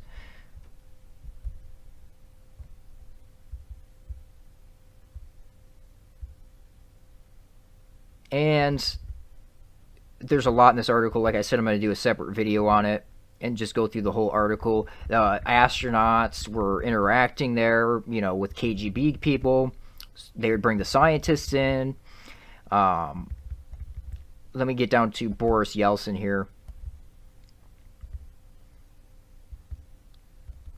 So Yeltsin came to America. This is before he was selected to be president. Came to America via the Esalen Institute, and they brought him around. They showed him around America. And after he came to America via the Esalen Institute, he was instated as a president. Okay? Esalen and Tavistock working together. This is track 2 diplomacy. People involved, that's where that term comes from, Esalen, track 2 diplomacy.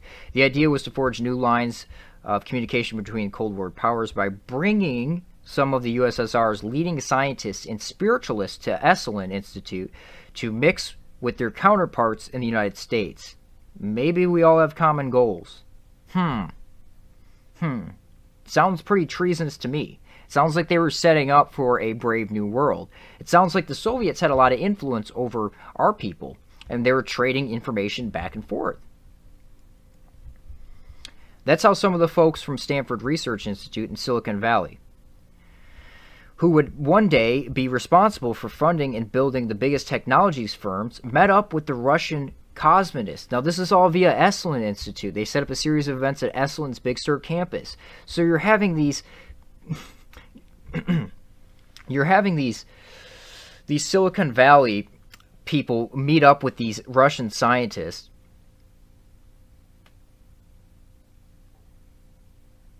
meeting up with these Russian cosmonists, scientists, okay? So, again, why do we see all these Soviet Jews running the high technology? I mean, if you... some of you are hopefully aware of, like, the Talpiot guys and their research. I think most of it's pretty much off the internet at this point, unfortunately. But the whole Talpiot program and what you see going on in Israel is all these Soviet Jews dictating Israel, because that's what Israel is. It's a backdoor into the West. So again, a lot of it's happening via the Esalen Institute. Okay, so these cosmonists, these Russian cosmonists who were communists at the time, the cosmonists went the furthest into its visions of transformation, calling for the end of death and the resurrection of the dead, and a free movement in cosmic space. Now, these are key narratives originating from Soviets, okay? Cosmonists influenced Soviet politics and technology.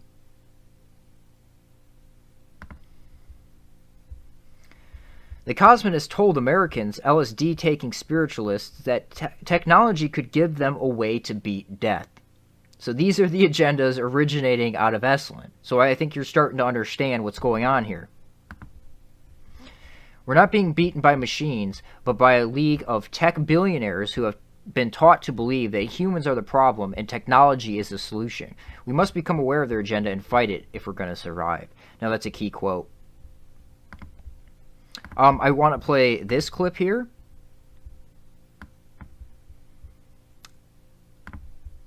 There's some interesting stuff going on here.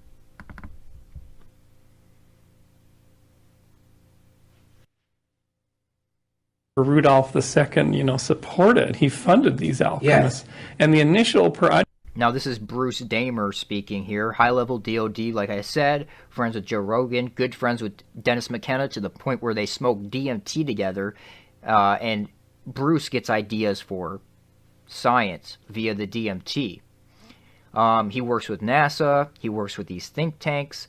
Actually, well, I'll play that in a minute. The project was not to turn lead into gold, but to animate. Rudolph II, supported. He funded these alchemists. Yes. And the initial project was not to turn lead into gold, but to animate matter from dead to alive. Yeah. And that's been a passion of mine for a long time, but it was... A passion of yours has been to bring the dead back to life. Or to... And so goes on. To bring the dead back to life. What did this clip say? What were the Soviet cosmonists interested in?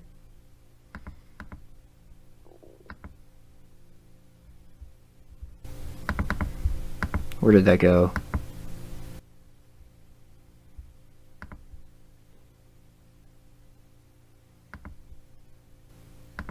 Where did that go? Vision went furthest into visions of transformation for calling for the end of death and the resurrection of the dead, and free movement in cosmic space. Where do we see these agendas pushed constantly? We see these agendas pushed constantly on Alex Jones, and we see these agendas pushed constantly through the intellectual dark web and Joe Rogan. Okay, so are we starting to see where their agenda is originating out of? Let's get back to this clip here. On the cycle forever, but we're far from the big win. But we're getting into the territory where if we could completely turn this around, we're going to the next level. Life extension, everything. It's really amazing. Sitting here on this planet with this incredible potential of space colonies and life extension and unlimited cloning. Something like a soul or energy or consciousness or something like that. Yeah. Yes, a form, like an Aquinas form, right? But yes, I think that those are actually two different things in Judaism as well. Like the idea of Tichiyat HaMetim, which is the idea of resurrection of the dead, that's a different idea than what happens after you die, right? Tichiyat HaMetim is the idea that eventually the Messiah comes, that we'll all be resurrected back in our physical bodies at a certain point, which, you know, honestly, given the nature of how science is moving and the possibilities of cloning, is actually less crazy than it sounded probably a couple of thousand years ago. Yeah. I was born on Earth. I was the richest man on several planets by the age of 74. The first time... Now this is from a show which I believe is predictive programming, and it's all about transferring your consciousness into clones, which I think is the actual agenda. I think the whole concept, which is pushed by Esalen, is the idea that uploading your consciousness into this hive computer is not the actual agenda. I think that is a false agenda, like what Elon Musk promotes. The real agenda is using clones and other things like that. Bruce Damer also agrees with me. He'll speak the real agenda. That's what he does best. He talks openly about these things. And so, again, I think this is really what's going on. When I died, I was 99. New technology transferred my consciousness to a new body. For 263 years, I sleeved into new bodies, living on in perfect health. A vault for your every memory, your every secret, immune to aging and disease. The body will decay, but your memories live on in someone else's body, your new sleeve. This is a critical step. It makes death itself only a memory. Sunday at the National Space Society's annual event. I'm talking about China's new Silk Road. This is key here as well. I'm going to skip over this for now because that's going to be the next thing I mention here. Economy. Actually, Elon Musk and Jeff Bezos, the two guys who can save us by opening a platinum highway in the sky. What does that mean? A platinum highway in the sky means a space economy. I foresaw in Brave New World, partly by these new techniques of propaganda. They will do it by bypassing the sort of rational side of man and appealing to his subconscious and his deeper emotions and his physiology even, and so making him actually love his slavery. I mean, I think this is the danger, that actually people may be in some ways happy under the new regime.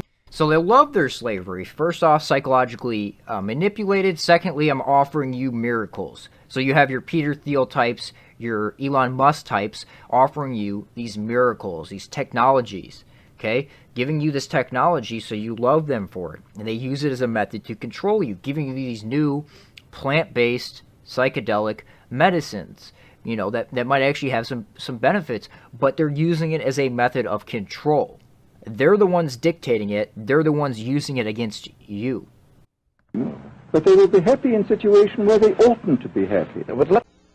The fourth world. Now, this is an actual agenda, the fourth world, and this is exactly what we see going on here. No one really talks about the fourth world, do they? That's because we haven't seen the fourth world come about.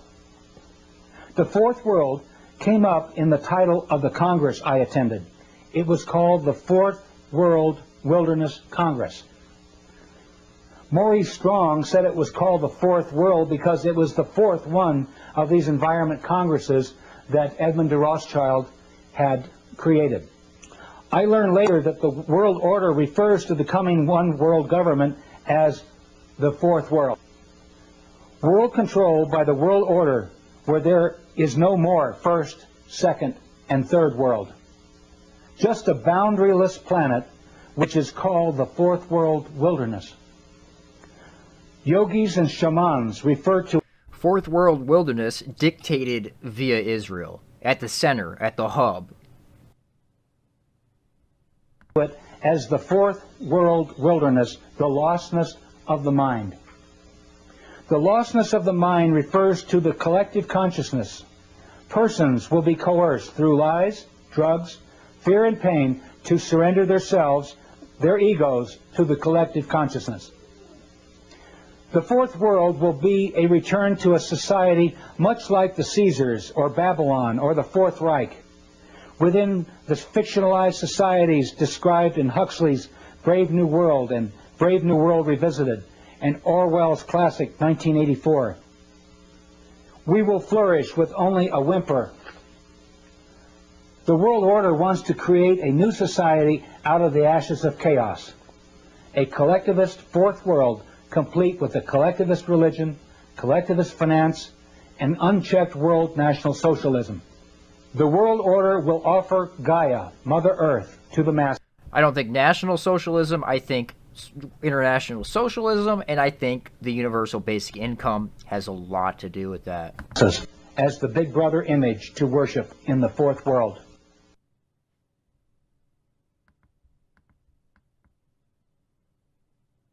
It was with, but you can hang small dose. Cultural mission. We'll play these clips in a moment here. I want to finish up while I'm talking about Esalen here and kind of give an example of what comes out of Esalen, you know, some of the operations that come out of it. So, Mind War. Michael Aquino, the famous Setian, with the fifth degree of initiation is Maga, M-A-G-A. That's a fifth degree of initiation in the Temple of Set, which originates out of the Church of Satan, who he was also heavily involved with early on. So Aquino, who loves the Soviets, was very close with the Soviets. So let's read this. Aquino was deeply involved in what has been called the Revolution in Military Affairs, or RMA, the introduction of the most kooky, third-wave, New Age ideas into military long-range planning, which introduced such notions such as information warfare and cyber warfare into the Pentagon's lexicon. In the early 1980s, at the same time, Heidi and Alvin Toffler, mentioned him earlier, were spinning their Tavistock third-wave utopian claptrap to some of the Air Forces, which is Air Force Space Command, which Zach is a part of, Air Force's top brass, Lieutenant Colonel Michael Aquino, who was the first Army space officer, and other U.S. Army Colonel Paul Vallely, who completely supports Israel and supports the idea of Israel dictating the world. We're co-authoring an article for the Military Review. Now that article, Mind War. So, Carol Marshall, or Sherry Seymour, who is the one who unraveled the whole Promise Gate scandal. Very well-respected research, private investigator, very well respected. So she persists that the Vallely and Aquino paper, which is Mind War, virtually spawned the entire revolution in military affairs. And its approach to warfare, military operations other than MOOTW, and viewing in its asymmetric approach to warfare and military operations other than MOOTW, in and viewing mainstream media as potential mind war operatives or alternative media. In a follow-up U.S. Air Force Academy study, we learned why warfare must become multi-dimensional. The fifth dimension, information warfare. Information overload, that's the fifth dimension of warfare. So this is from the... Okay, so the spectrum of conflict as portrayed in most readings is single dimension, linear, and continuous. It must be replaced by a multi-dimensional model, perhaps even a non-linear and discontinuous. Topographical mathematicians would call it a manifold, hence the name conflict manifold. Its primary characteristic is multidimensional. Now, the guy who termed the intellectual dark web is a mathematician, and as we see with this Trump media, the nonlinear warfare is completely out of control. Let's listen to this.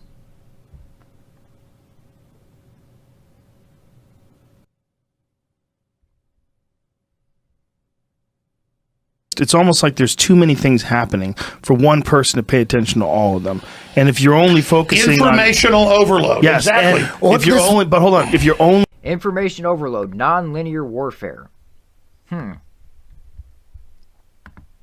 So mind war, which originates out of Esalen, according to Michael Aquino. Let me see if I can... Right here. This is where he admits it. He's admitted it a bunch of times, but this is a clip that you should go watch. He comes out of Esalen. Excuse me, I don't know what happened there. It comes out of Esalen, the Esalen Institute. It comes out of studies, unpublished papers called the Transformation Project, where according to him, they were studying thought architecture, or how to manipulate the subconscious mind, how to dictate the subconscious mind, where 95% of your thought process, that's a conservative number, 95% of your thought process takes place. So your database that you're pulling information from, your the external stimuli that you absorb to create your algorithmic thinking, your initial thought, your conscious thought, is being pulled from the subconscious. So these guys were working out via the Esalen Institute, who actually... Aquino got in contact with these guys because of their published works with the Soviet influence, their published works with Soviet thought architecture, which Aquino somehow intimately knew, the Soviet research there. So this is the core structure of mind war, which is exactly what Alex Jones's operation is. Oh man, I should have that clip ready. Shoot.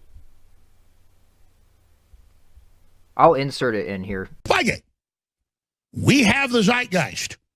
If you wanted to use an allegory, InfoWars has pulled the sword Excalibur. Others can't pull it. We pulled it. Trump pulled it. You pulled it. But if you don't use Excalibur, it's worthless. I am using Excalibur. Doesn't mean I'm perfect. Doesn't mean I'm not going to make mistakes or stumble or fall. Or at the end of this, not make it myself.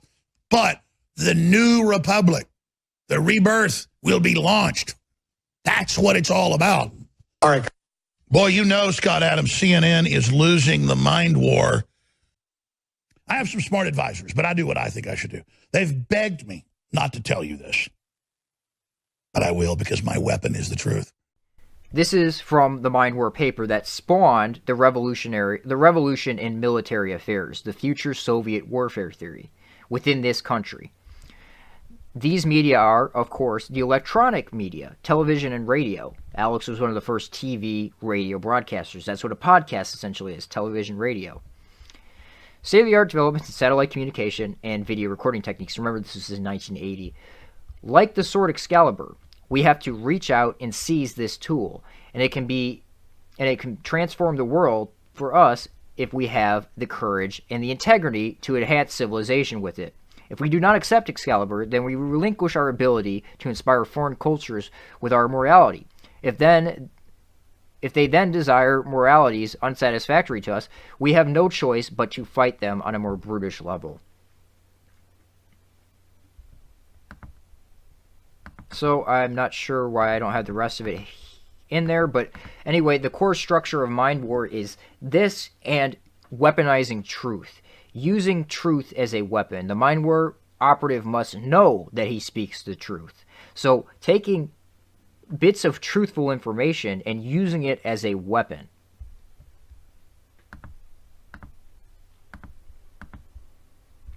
And our boy Bruce Damer knows all about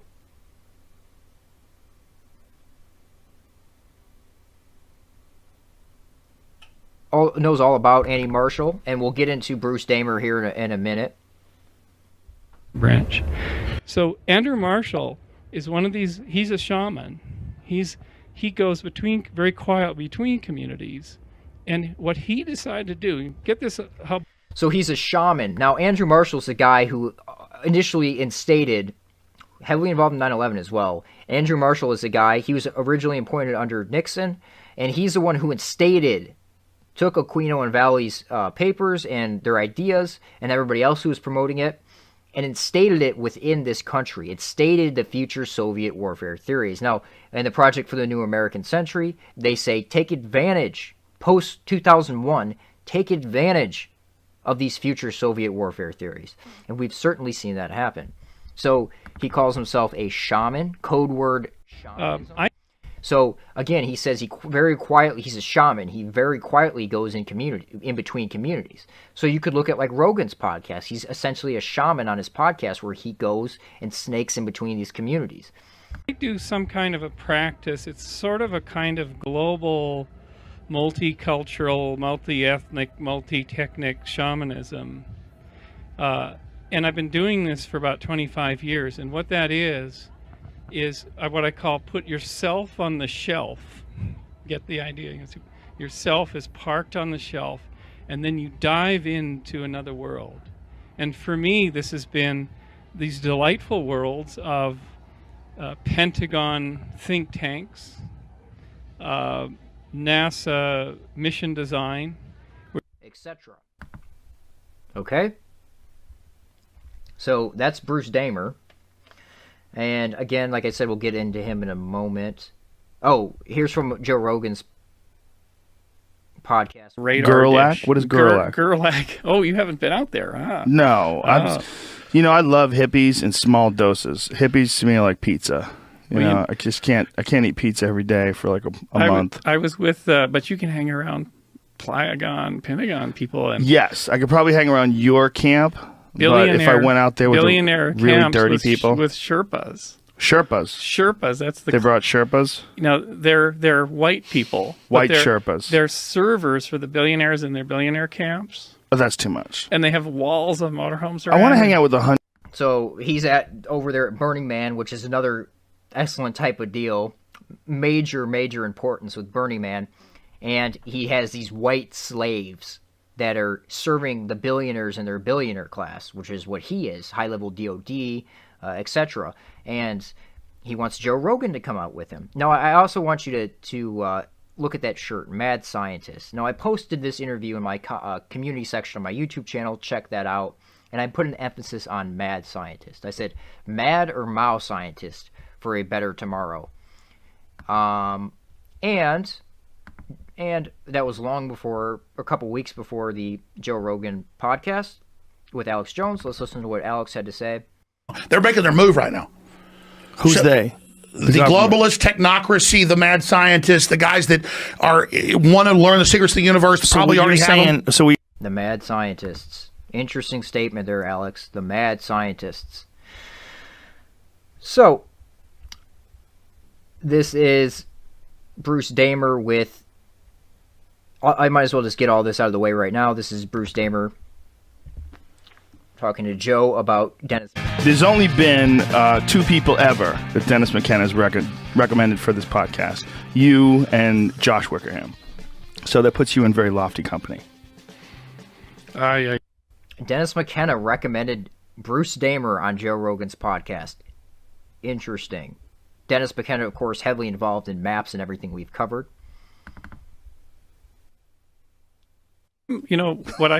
Here's a secret that I'll tell you on air. Oh, well, it won't be a secret. It won't be a secret. Might want to mime it. So Dennis hasn't been to Burning Man. Dennis McKenna. Good. Me and him, same page. So Two old guys who don't want to party with young kids. So I told him that to tell you that Dennis would only go to Burning Man if you went. Oh, did you do it the opposite way? I did the playing us opposite way. against each other? There you go. Yeah, that doesn't work with me, but thanks. That's sweet. So Gerlach is I would go anywhere with him, though. You honestly. go anywhere with Dennis. Yeah, I really would go with him, just to talk to him for days. Yeah, he's amazing. The world's most amazing. Okay, and then also I wanted to point out there, that was total LA vibes by Rogan there. I mean, complete LA. Like, oh, thanks, that was sweet. Like, okay, Joe. Anyway, I want to wrap this up or move on to some of the Pentagon connections with Joe and his whole operation here quickly, because I was talking about Jones and Mind War and stuff like that. This is interesting. Doom, this is just an interesting connection. Doom was created by the military, initially funded by the U.S. Marine Corps, to train people how to kill other human beings. This is all admitted. You can read articles about it. And who was the major proponent of promoting Doom? Joe Rogan. They also made the video game Quake, which he still promotes. And Alex Jones promotes Doom as well. So Doom, this is actually one of the most iconic images from when I was younger. I used to see this picture everywhere, and there's the Doom in the background. And there's Alex Jones promoting Doom, wearing the wristband. So it's like this game created by military intelligence is given to these information age assets to spread to the public. Just like other information and other agendas are given them to spread to the public. Again, Doom. Okay, so I want to move on into Joe Rogan's producer here real quick. And Joe Rogan's producer, Jamie, is pretty self-explanatory to me, or at least should be. Now, I want you to ask yourself this question. Joe Rogan has one of the highest level podcasts out there, and he has a producer that struggles. He's not a very good producer. He's not horrible. He's better than I would be, but he struggles to produce his show. He's always having issues. There's always technical issues. Ask yourself, why would Joe keep someone like that who can't run the show properly at his level? Why is that? Well, first I want to show you this. And I've talked to a lot of people in law enforcement, military. So Joe hangs out with a lot of people in law enforcement and military. Now, this is an interesting story Jamie told on the podcast. Yeah, a friend of my dad in the 80s, he was on his way, I believe, to Beirut, and he was being tracked. He found out once he got back, he met Ronald Reagan, and when he met President Reagan, he said, "It's nice to meet you. We've been following you." And he's like, "Excuse me? Been following me?" He's like, "Yeah, we found out there was like a threat after you." He's like, "I think he fainted on the spot or something like that." Whoa, he had no idea. There was a threat. Yeah. He was just going to deliver hot dogs. His name was Hot Dog Harry. He was trying to help the troops and stuff. What was the threat? They were trying to kill him. Jesus Yeah, Christ, at one for delivering point, hot Yeah, dogs? at one point a car pulled up next to him, and a guy with a gun had it like right up to his head, and the cab driver thankfully knew what was happening, like took off, and he didn't die. But Why were they going to kill him just for delivering hot I dogs? don't remember the exact situation. Like they weren't happy he was over there trying to help. So Hot Dog Harry sounds like an intelligence asset to me. And I think that's exactly what he was. For example, let me do this first.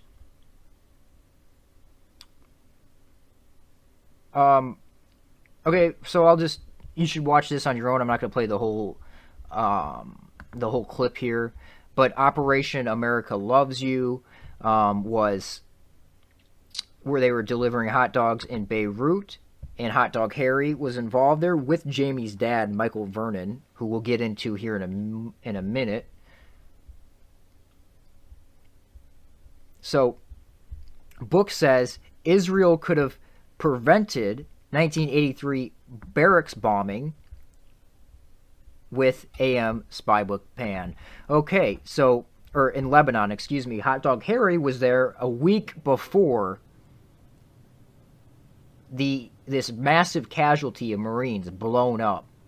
And Israel could have prevented it. Now, this is the same story over and over again. Israel sets up our American troops to die for their benefit.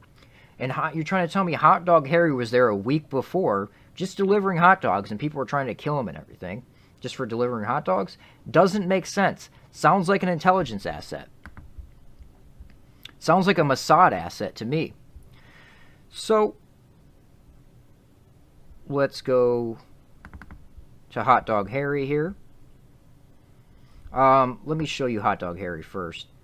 So let me show you a picture here of Hot Dog Harry, Jamie's dad's friend, best friend. Here he is. And, of course, he's Jewish. And there he is rocking the CCCP, Soviet Union shirt. He also spent time in the Soviet Union as well. You're trying to tell me he's not a Mossad asset? I mean, give me a break. So this is from Jamie's dad's book about Hot Dog Harry. So he was Barbara Streisand. This is before she was famous. He was he used to sell sewing machines, and he was going to repo her sewing machine, and she asked him if he's Jewish, and he said, of course, yes. Harry asked, Harry, work with me here. I won't let you down. And of course, he worked with her. Today we know her as Miss James Brolin. That's right, the movie star, the legendary singer and producer, Miss Barbara Streisand. So, of course, he's Jewish, and he's working with other Jews. That just shows you how they operate. He met famous people like Trumpman Capote and Tennessee Williams when he was younger. A Jewish lawyer could help. Being a good Jew, that's what you do. He helped a Jewish lawyer get out of Havana, who helped him. And this was an interesting quote. Harry's life is blessed to have the right people come into it at just the right times. Now that is because he's Jewish, and that's how it works for Jews. They help each other out. It's that simple. And one more quote from Michael Vernon's book, Jamie's Dad, about Hot Dog Harry. Harry explained when he was delivering a sewing machine to the Rothschilds that his parents used to know them in the old country. So Hot Dog Harry used to deliver things to the Rothschilds' house, and he said his parents used to know the Rothschilds in the old country. Interesting connection, Hot Dog Harry. Interesting connection. So let's just go through some of these pictures. This is from Jamie's dad's Facebook. So just to prove that it's his dad. Military family. Military family. Salute to my class. 1576 Battalion 2, Naz, Pensacola. That's his class. He is Navy. Michael Vernon, his father is Navy. And his base that he came out of specializes in information warfare. That's very interesting. And then Michael went on to create a radio station. There is the radio station. There's Hot Dog Harry. Hot Dog Harry. Some stuff about Hot Dog Harry. There he is.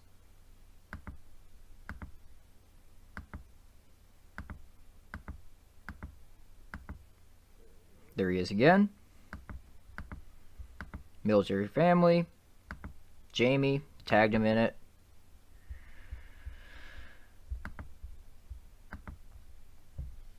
So yeah, you get the idea here. That's who. There he is. There's Jamie and his father. So, my question is, why does Rogan keep Jamie? Why is Jamie still producing the Joe Rogan podcast if he's not that good? Well, it's very simple. He comes from a military family. It's because of his military pedigree. Joe Rogan's podcast is an operation. It's not what you think it is. It's not organic. I had mentioned Bruce Damer before. And this is a very important, interesting connection. Now, this is a book from Howard Bloom, who is one of those intellectual dark web types. He hangs out with the same circles, and he's also involved in the counterculture. He claims that he is the one who actually started it. So let me play this clip real quick in reference to Howard Bloom. This is very important. This is a very important deception that these people are involved in.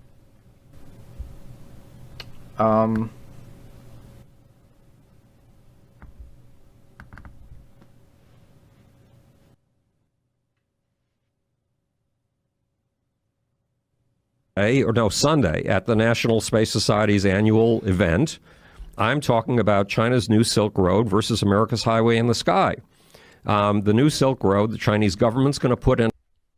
So if you're unaware of the Belt and Road Initiative, the new Silk Road, unfortunately I can't direct you to Securing Our Interest. They used to have a wonderful website full of references and articles that you could really dive into it and understand that Israel, China, and Russia are taking over the trade, and it's going to be dictated from Israel in the center, like the old Clovis map. They're taking it over, the Belt and Road Initiative, and America's nowhere in the picture. So nobody knows about the Belt and Road Initiative except for this guy. And you'll see what he's banking, what his solution for it is, but it's really a scam. It's a pipe dream to take away from us actually doing something to prevent this Belt and Road Initiative by creating a space economy. Okay, so that's like mining asteroids and things that are impossible. I promise you they're impossible. It can't happen. And it never will happen. It's a pipe dream that people are going to dump money into, and that money is going to be taken and funneled into other operations for the bigger plan, the Brave New World. $1 trillion. It's a total of a $20 trillion project. It pulls together something like 66 countries and 3.3 billion people. And I co-founded and chaired something called the Asian Space Technology Summit in Kuala Lumpur last May, just about exactly a year ago. And it was obvious, being in Malaysia, that China has bought Malaysia's heart, that Americans don't count for much anymore, because the Chinese are already spending money. They already own 15 to 20 ports. They own 15 to 20 ports. Piraeus, which is the port of Athens, the city that was the cradle of Western civilization, guess who owns it? The Chinese. And they're upgrading these ports to do things that no port we've ever seen before has been able to do. So because they have a big vision, a really big vision, they're going to dominate the 21st century. Now, what he's leaving out is Israel is the main driver behind all this. And Russia benefits as well. The Soviet Union benefits as well. Was the American century. This is going to be the Chinese century, unless we counter with an equally big vision. And the big visions are not coming from Donald Trump in Washington, D.C., or from senators and congressmen.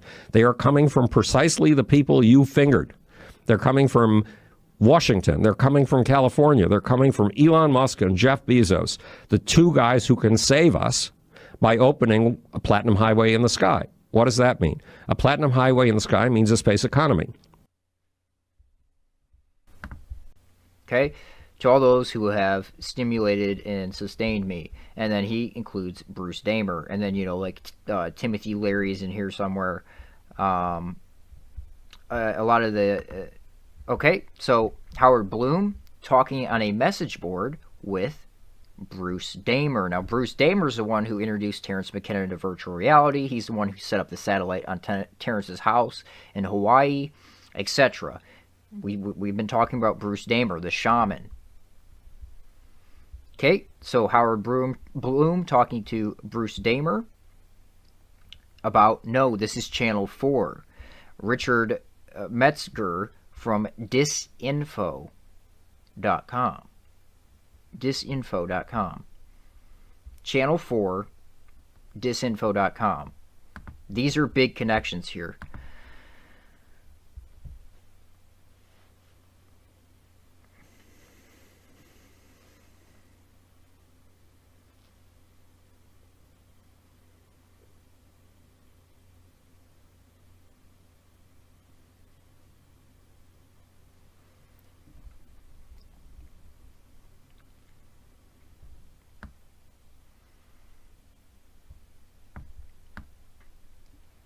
So, this is Disinformation, the company. That logo is actually interesting in itself. But let's look at key people here. Matt Staggs. Matt Staggs. Who is that? That's Joe Rogan's producer. Okay? Let's just pull that up real quick. Twitter. Now, here he is. This is Joe Rogan's talent booker, the guy behind the scenes. Okay? There's many guys behind the scenes with Joe Rogan, and this is one of them. And he is a key person with Disinfo, working with Bruce Damer, etc., working with Howard Bloom, Bruce Damer, etc. Channel 4. Now, what do we have under documentary films? Endgame, Blueprint for Global Enslavement. That is Alex Jones's film. Now, that Endgame title he took from Paul Vallely, the guy I mentioned before with the future Soviet warfare theories. That was initially coined by him, that Alex Jones took from him. But it's interesting, we see Disinfo working with, right, Joe Rogan's talent booker, the guy behind the scenes, working with Alex Jones. Disinfo working with Alex Jones, as well as Channel 4. Now, Channel 4 worked with John Ronson. John Ronson is the guy who wrote The Men Who Stare at Goats. Now, this is an interesting connection here. John Ronson, so we're just tying this up with some military connections. John Ronson is the guy who Alex Jones snuck into Bohemian Grove with. So John Ronson, working with the BBC at that point, is the guy who snuck into Bohemian Grove with Alex Jones, which kickstarted him. So here we see Alex and John hanging out. Alex having John on his show. And Joe and John hang out, and Joe has John on his show. Okay, so are we seeing how these networks play in with each other? Now, Alex on his last podcast with Joe was talking about how they were in films 20 years ago together. They were in John Ronson's films for the BBC or Channel 4, right, working with Disinfo. Interesting name, right? And then you can go double check Matt Staggs. You can pull up his podcast for Disinfo. He's very interested in concussions, just like Joe is. Very interested in that. You know, I think he'd be interested in my story. If he was somehow able to understand my history, I think he'd be very interested in my life story. But anyway, these two work together, and The Men Who Stare at Goats. Stubblebine thought that with enough practice he could learn to walk through walls. With a brief encouragement by Lieutenant Colonel Jim Shannon, a Vietnam vet whose post-war experiences at such New Age meccas as the Esalen Institute in Big Sur led him to found the first Earth Battalion warrior monks and Jedi Knights. So The Men Who Stare at Goats actually comes from the Esalen Institute. Again, we're seeing everything stem from the Esalen Institute. And then, of course, Alex Jones has Stubblebine on, because these are the kind of operations. What they really are spyware operations. And this is an old email I had. Let me read this to you. Because The Men Who Stare at Goats, it's a smokescreen is what it really is. Here we see John Ronson, The Men Who Stare at Goats. That is a smokescreen, okay? It has nothing to do with army guys staring at goats to try to kill them. It's all about subconscious research. So, okay, so I quoted from a website. The Men Who Stare at Goats actually demonstrates this by briefly referencing MK Ultra as if it were shut down, when the real program is demonstrated at the end of the film, where Kevin Spacey character is involved in private psyops through explicit cultural creation. So it's a shift. What we're seeing is a shift. So I say this is one of my favorite examples to use because it shows what force-fed programs ultimately end up becoming. Regardless of what you think about their origins, I personally think the, quote, staring at goats narrative is a cover, not a major project. The major projects were never ended. If you study Aquino, one of his favorite tactics is deflection. Example, it happened but not like you think it did. It was really about staring at goats to see if you could kill them, not about thought architecture and mind control research.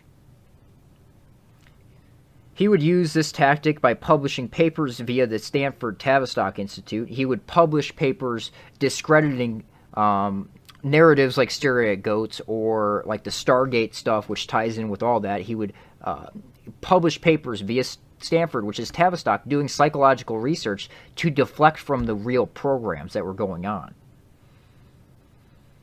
Say they're studying trickery, illusions, and ultimately how to deceive the human subconscious, mind/subconscious.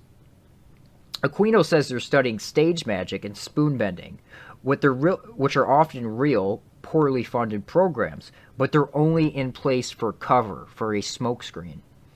You really think the U.S. Army is going to dump funding into a spoon bending program for practical use? Of course not. They're cover stories. So there's a lot more information about these networks. I could continue to go on and on and on for hours, and I will in future videos, but I just wanted to get some of this information out there. In future videos, I'm going to be talking about the intellectual dark web, which ties into all this, the culture they're pushing, like I said, the rising centrist movement, the brave new world, that I'm going to continue to focus on, continue to put this out there because it's such a deception that needs to be highlighted. Not many people are aware of it. Not many people are in full understanding of it. So with that, I'll say goodbye and good luck.